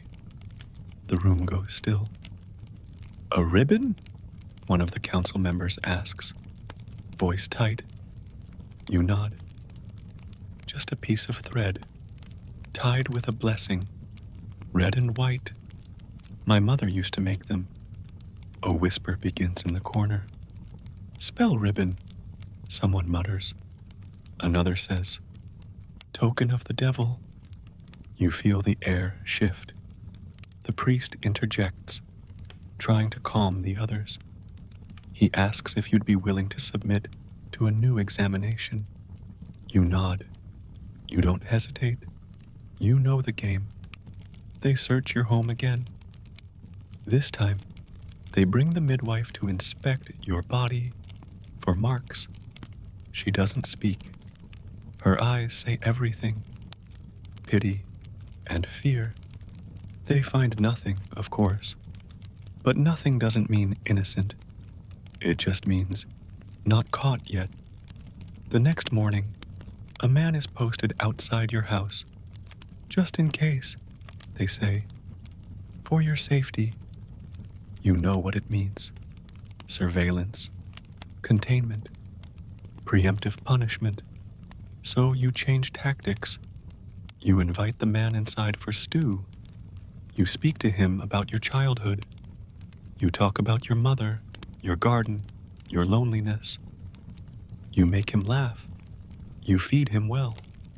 After 3 nights, he's still there. But now he greets you with a nod. He doesn't look afraid. That's all you need. One small shift.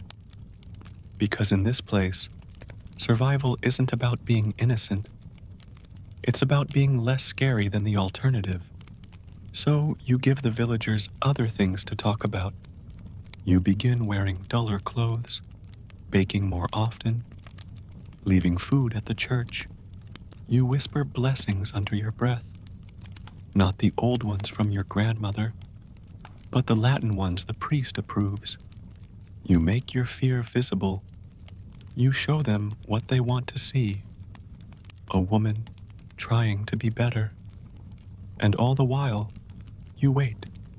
You wait for the next illness, the next scandal, the next strange dream.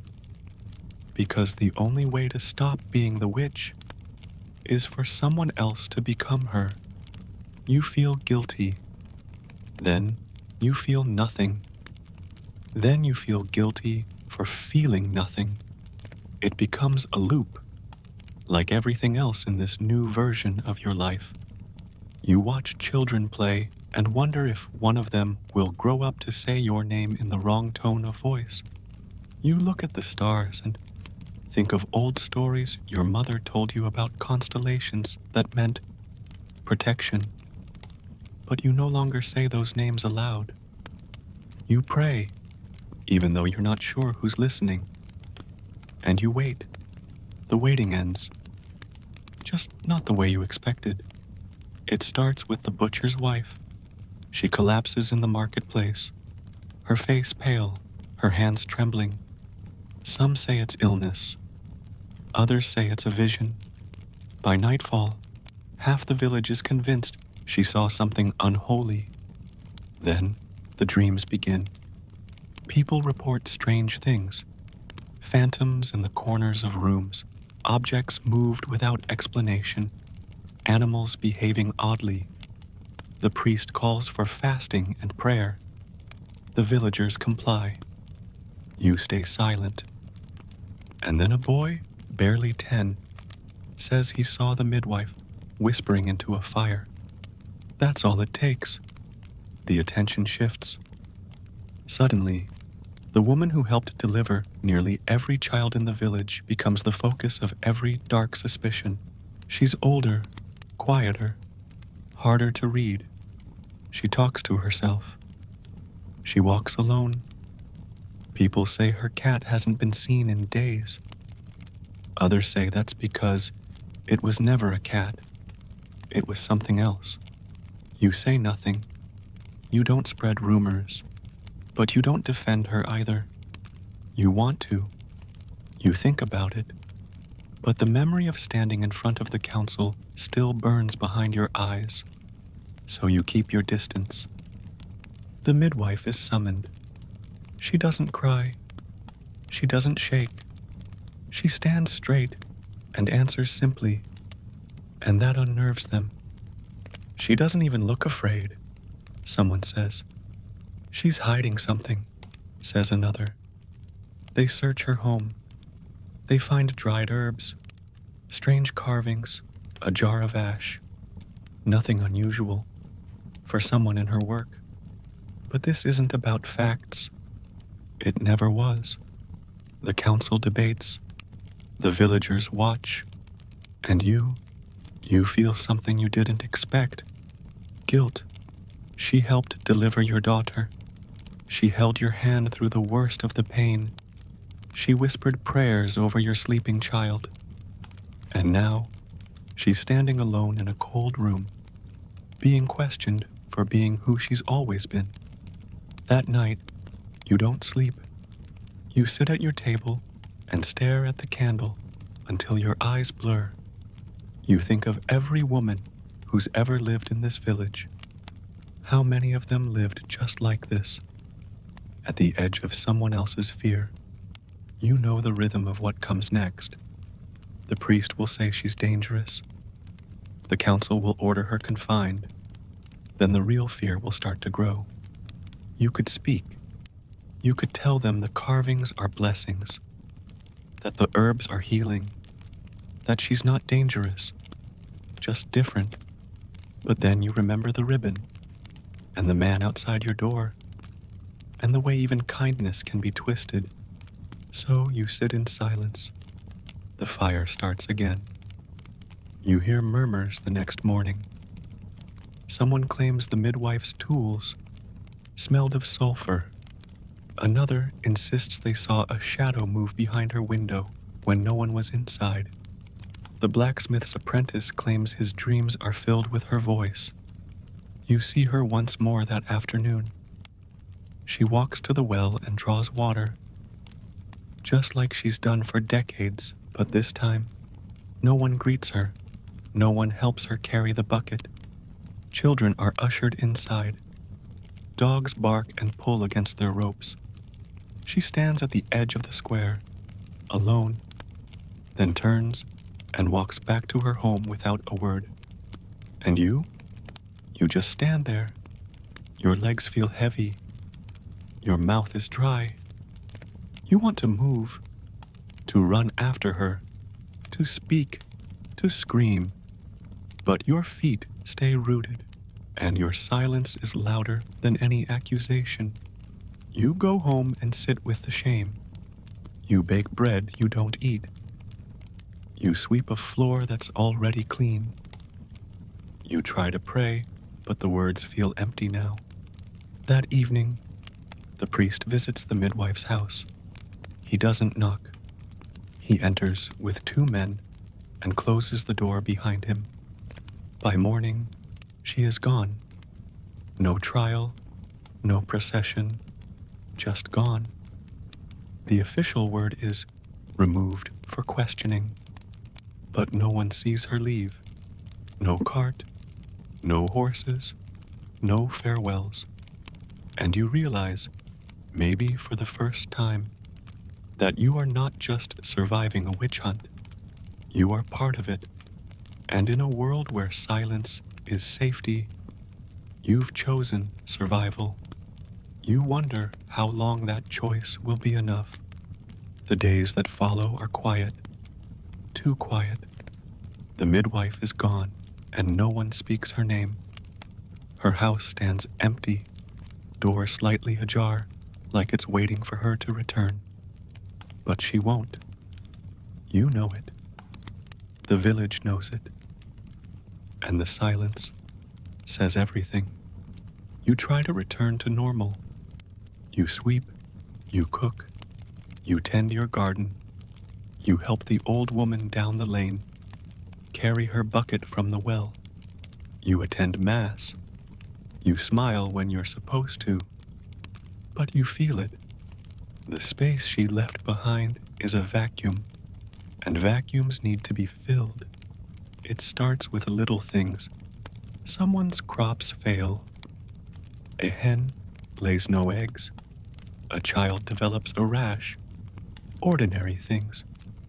But now, they're not just misfortunes. They're signs. and people start looking for explanations again. You feel the eyes drifting back toward you, because once you've been marked, suspicion never truly leaves. It fades, it pauses, but it waits, like a shadow in the corner of the room. And now that the midwife is gone, there's no one between you and that shadow. You hear whispers again, this time from children. They say you talk to your plants, that your hair is always too neat, that your house smells strange, all harmless, until it isn't. Then the merchant's wife has a miscarriage. You weren't involved. You hadn't even seen her in weeks. But you once gave her a charm, long ago, for her first child. A thread tied in a loop. She kept it. And now, she says it must have turned. You didn't make a curse, but you did make a mistake. You left behind something someone else could twist. The council calls you in again. This time the mood is colder. The priest does not smile. The baker avoids your gaze. The woman who once gave you a potato now crosses herself when you speak. You plead again. You say you're innocent. You say you've done nothing. You cry. And this time, it doesn't work. They tell you they've heard enough. You're to be confined, not yet condemned, but removed, for safety, for prayer, until further notice. You nod. You don't resist. They escort you out of the village, but this time, the escort is longer. You pass more houses, more faces watching. The cobbler's wife turns away when you meet her eyes. The priest does not offer a blessing. Even the dog that once followed you to your door whines and backs away. You are led to an old storehouse on the edge of the forest. A single room, a cot, a pitcher of water, no candles, no firewood, no prayers. Someone will bring food, the councilman says. Once a day. The door closes, the latch falls. You are alone, and it is here, in this cold silence, that the reality finally settles. You have done everything they asked. You prayed, you confessed, you served, you wept, you hid, you bent so far you nearly vanished. And still, it wasn't enough. You sit on the cot and stare at the blank wall. At first, you feel nothing. Then slowly, the fear seeps in. Not the fear of fire or pain, but the fear of being forgotten, of being erased, of becoming a name people once whispered, then stopped saying at all. But underneath that fear is something else. A spark, not rage, not vengeance. Resolve, because now you know you are never going to escape this. No matter how careful, how kind, how quiet, this was always coming. And now that it's here, you stop waiting. You begin thinking. You begin planning. And for the first time in months, you begin to breathe like a woman who is no longer trying to stay invisible, but one who is ready to be seen. Confinement teaches you strange things. You learn how sound carries in silence. The creak of floorboards outside your door becomes louder than thunder. The chirp of birds at dawn feels like a scream. Every knock, every voice, every footstep could be the one that changes everything. But no one comes for you. Not at first. Food is delivered once a day as promised. Always by a different person. Always left at the threshold. No words, no greetings. Just the sound of a bowl being set down, and then footsteps walking quickly away. You begin to mark time by the meals. One bowl means the sun is highest. 2 bowls and darkness is near. The days bleed together. At first you pray, not because you believe anyone is listening, but because silence needs filling. Then the prayers fade. You speak to yourself. Then you stop speaking altogether. Your mind turns inward. It combs through old memories, half-forgotten songs, small kindnesses, and the sting of every betrayal. You remember the midwife, the ribbon, the black cat that never returned, the man who stood outside your home, pretending to protect you while keeping watch. It becomes hard to tell what's real. Did you hear someone call your name last night? Was that a voice or the wind? Were those footsteps or your own breath echoing off the stone? One morning, the food doesn't come. You wait. Hours pass. Hunger gnaws. You finally open the door yourself. There's nothing but forest and cold air. You step outside. You're not supposed to. You know this. But something in your chest says, enough. The sky is gray. The village is distant. You don't run toward it. You don't run at all. You walk to clear your mind, to feel the world. Your feet carry you without thought. Eventually, you find yourself at the edge of the river. The water is slow. The air smells of pine. You sit on a rock and let the silence wrap around you. Not like a punishment, but like a blanket. The breeze brushes your face gently, and for a moment, you feel something strange, peace.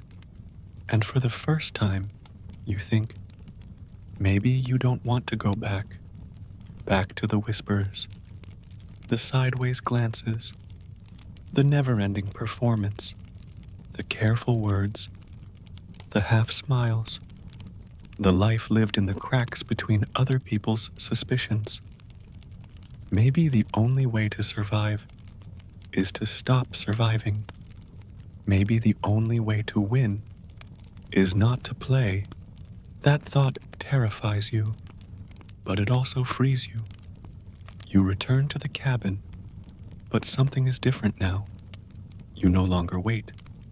You start gathering sticks, stones, herbs. You don't know why. Maybe it's memory, maybe instinct, maybe rebellion. You start shaping things. Patterns in the dirt, symbols in the ash. You hum old songs, ones your mother sang to you when you were small. You remember the way she moved her hands when she baked, the way she whispered to the fire. You think of your grandmother, too, the way she walked barefoot on cold mornings, the words she never spoke, but always meant, the way her eyes looked beyond things. You don't call it magic, you just call it yours.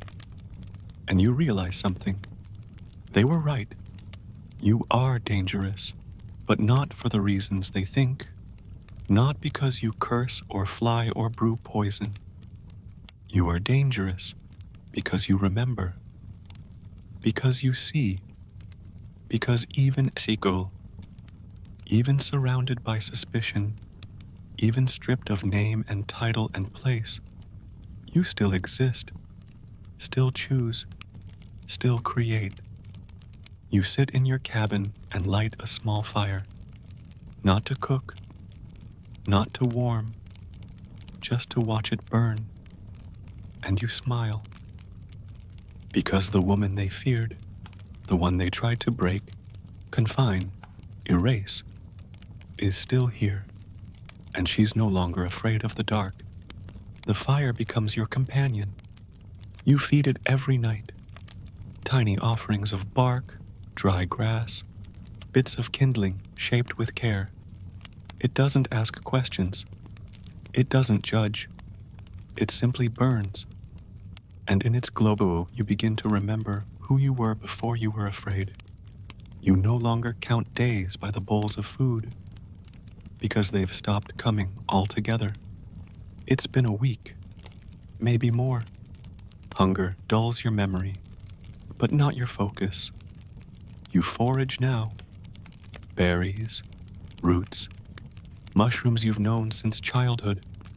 You find a stream and drink from it carefully, the way your grandmother taught you. You survive because you were taught how, not by books, but by hands and voices and instinct. You're not living anymore for their acceptance. You are living on your own terms. At night, you carve patterns into the dirt, not spells, just memory, loops and lines and circles that remind you of your mother's bread making, your aunt's stories, the marks your grandmother used to draw into your palm when you cried. They weren't magic, they were meaning. One morning, while gathering wood, you find something strange. Footprints near the edge of the clearing. They're not yours. They're fresh, smaller than a man's, barefoot. Someone was watching. You don't panic. You don't hide. You simply walk back to your fire, light it again, and sit by it with your back straight and your eyes wide open. If they come, let them see who you really are. Days pass, and then, one night, someone does come. It's not the priest, not the council. It's a girl, maybe 12. She looks terrified. She carries nothing but a small cloth bundle and wide eyes. Her feet are dirty. Her dress is torn at the hem. She doesn't speak. She just sits near the fire. You give her half a root and a flat stone to sit on. Eventually, she whispers, "They say you're a witch." You say nothing. She adds, "I don't care." You nod. Later, she sleeps near the fire, curled like a cat. In the morning, she's gone, but she returns a day later, this time with berries and questions. You answer them, not all, just the important ones. You teach her to recognize good mushrooms from bad, how to spot the sharp leaves of nettles, how to listen to the forest instead of just looking at it. And somehow, word spreads. You don't know how, but you know it does. A boy with a bruised arm arrives next. Then an old woman with shaking hands. Then a mother and child. They don't stay long, but they come. They come in the quiet of dusk. They bring their stories and their burdens. You offer warmth, silence, sometimes food, sometimes just company. They leave lighter. Your exile becomes something else. Not a cage, a beacon. They called it punishment. You made it sanctuary. At night, you add more stones to your circle. You hang herbs to dry in the rafters. You braid grass into mats for visitors to sit on. You prepare not because you expect many, but because you are no longer afraid to serve again. But you notice something else too. These people, the ones who visit, never speak your name. They don't call you witch. They don't ask if the stories are true. They don't need to. They come because they're tired, because they need quiet, or kindness, or a place to breathe. You don't ask them to stay, but they always return. And now, for the first time, you wonder if the council comes again, if the priest returns with fire in his eyes, if the villagers march back up the path. What will they find? Not a frightened woman, not a shadow, but a gathering place, a light, a woman who is no longer playing by their rules. You think about the fire, about how it started small, how it didn't spread with fury, but with warmth, how it grew not by burning things down, but by bringing people in. If they come for you again, will you go, or will you make them sit by your fire? The first official arrives at dusk, not a soldier, not a priest, just a young man in wool robes and nervous hands. He calls your name, your real one, not the whisper version the village used. You're surprised he knows it. You're more surprised that he says it gently. He doesn't threaten. He doesn't shout. He simply asks, "Will you come back with me?" You study him for a long moment. He avoids your gaze. He keeps glancing at the trees. He is not here by choice. Someone sent him, and whoever sent him doesn't want to come themselves. You ask, "Why now?" He hesitates, then admits, "The village is different." Different how? He doesn't say, but you imagine the gaps left behind. The healer is gone. The midwife is not replaced. The fields are bare. The fire that once kept the fear at bay now lives just beyond their reach, and they are cold. They say we were wrong, he adds quietly. You don't answer. Instead, you invite him to sit by the fire. He does, slowly. You hand him tea made from pine and mint. He thanks you. He drinks. He watches the flames. You say nothing. The next day he returns, this time with questions. Do you still believe in God? Do you curse? Do you claim to have powers? He asks without judgment. You answer with honesty. I believe in kindness. No, you say. I don't curse. And finally, I don't claim anything, but people heal near me. He writes nothing down. He just nods. He visits again. Then again, always with more warmth, less agenda. He tells you his name, Tomas. He says he used to visit your garden when he was small, when your mother still tended it. He remembers the time, the bees, the smell of bread in the oven. You remember his face now, rounder back then, full of curiosity. One day, he brings his sister. Her arm is bruised. You don't ask how. You just give her salve. You hum while applying it. She doesn't flinch. A week later, he returns with an offering. Bread, dried apples, herbs you'd forgotten the village even grew. He says nothing about the council, nothing about the priest, only that people are remembering. That night, a girl leaves a bundle of wildflowers on your doorstep. The next morning, a different child appears and says, My brother has a fever. Mama said to come here. You nod. By the end of the week, 3 more arrive, not with fear, not with accusation, but with hope. And that changes everything. You sit with Tomas by the fire later that week, and he finally says it aloud. They want you to return, and you laugh, not cruelly, just softly, like someone who's heard a joke before. You tell him, I never left, because the truth is, they exiled your body, but your name, your story, your fire, that stayed. He doesn't argue. He looks at the flame and asks, Do you think they'll ever understand?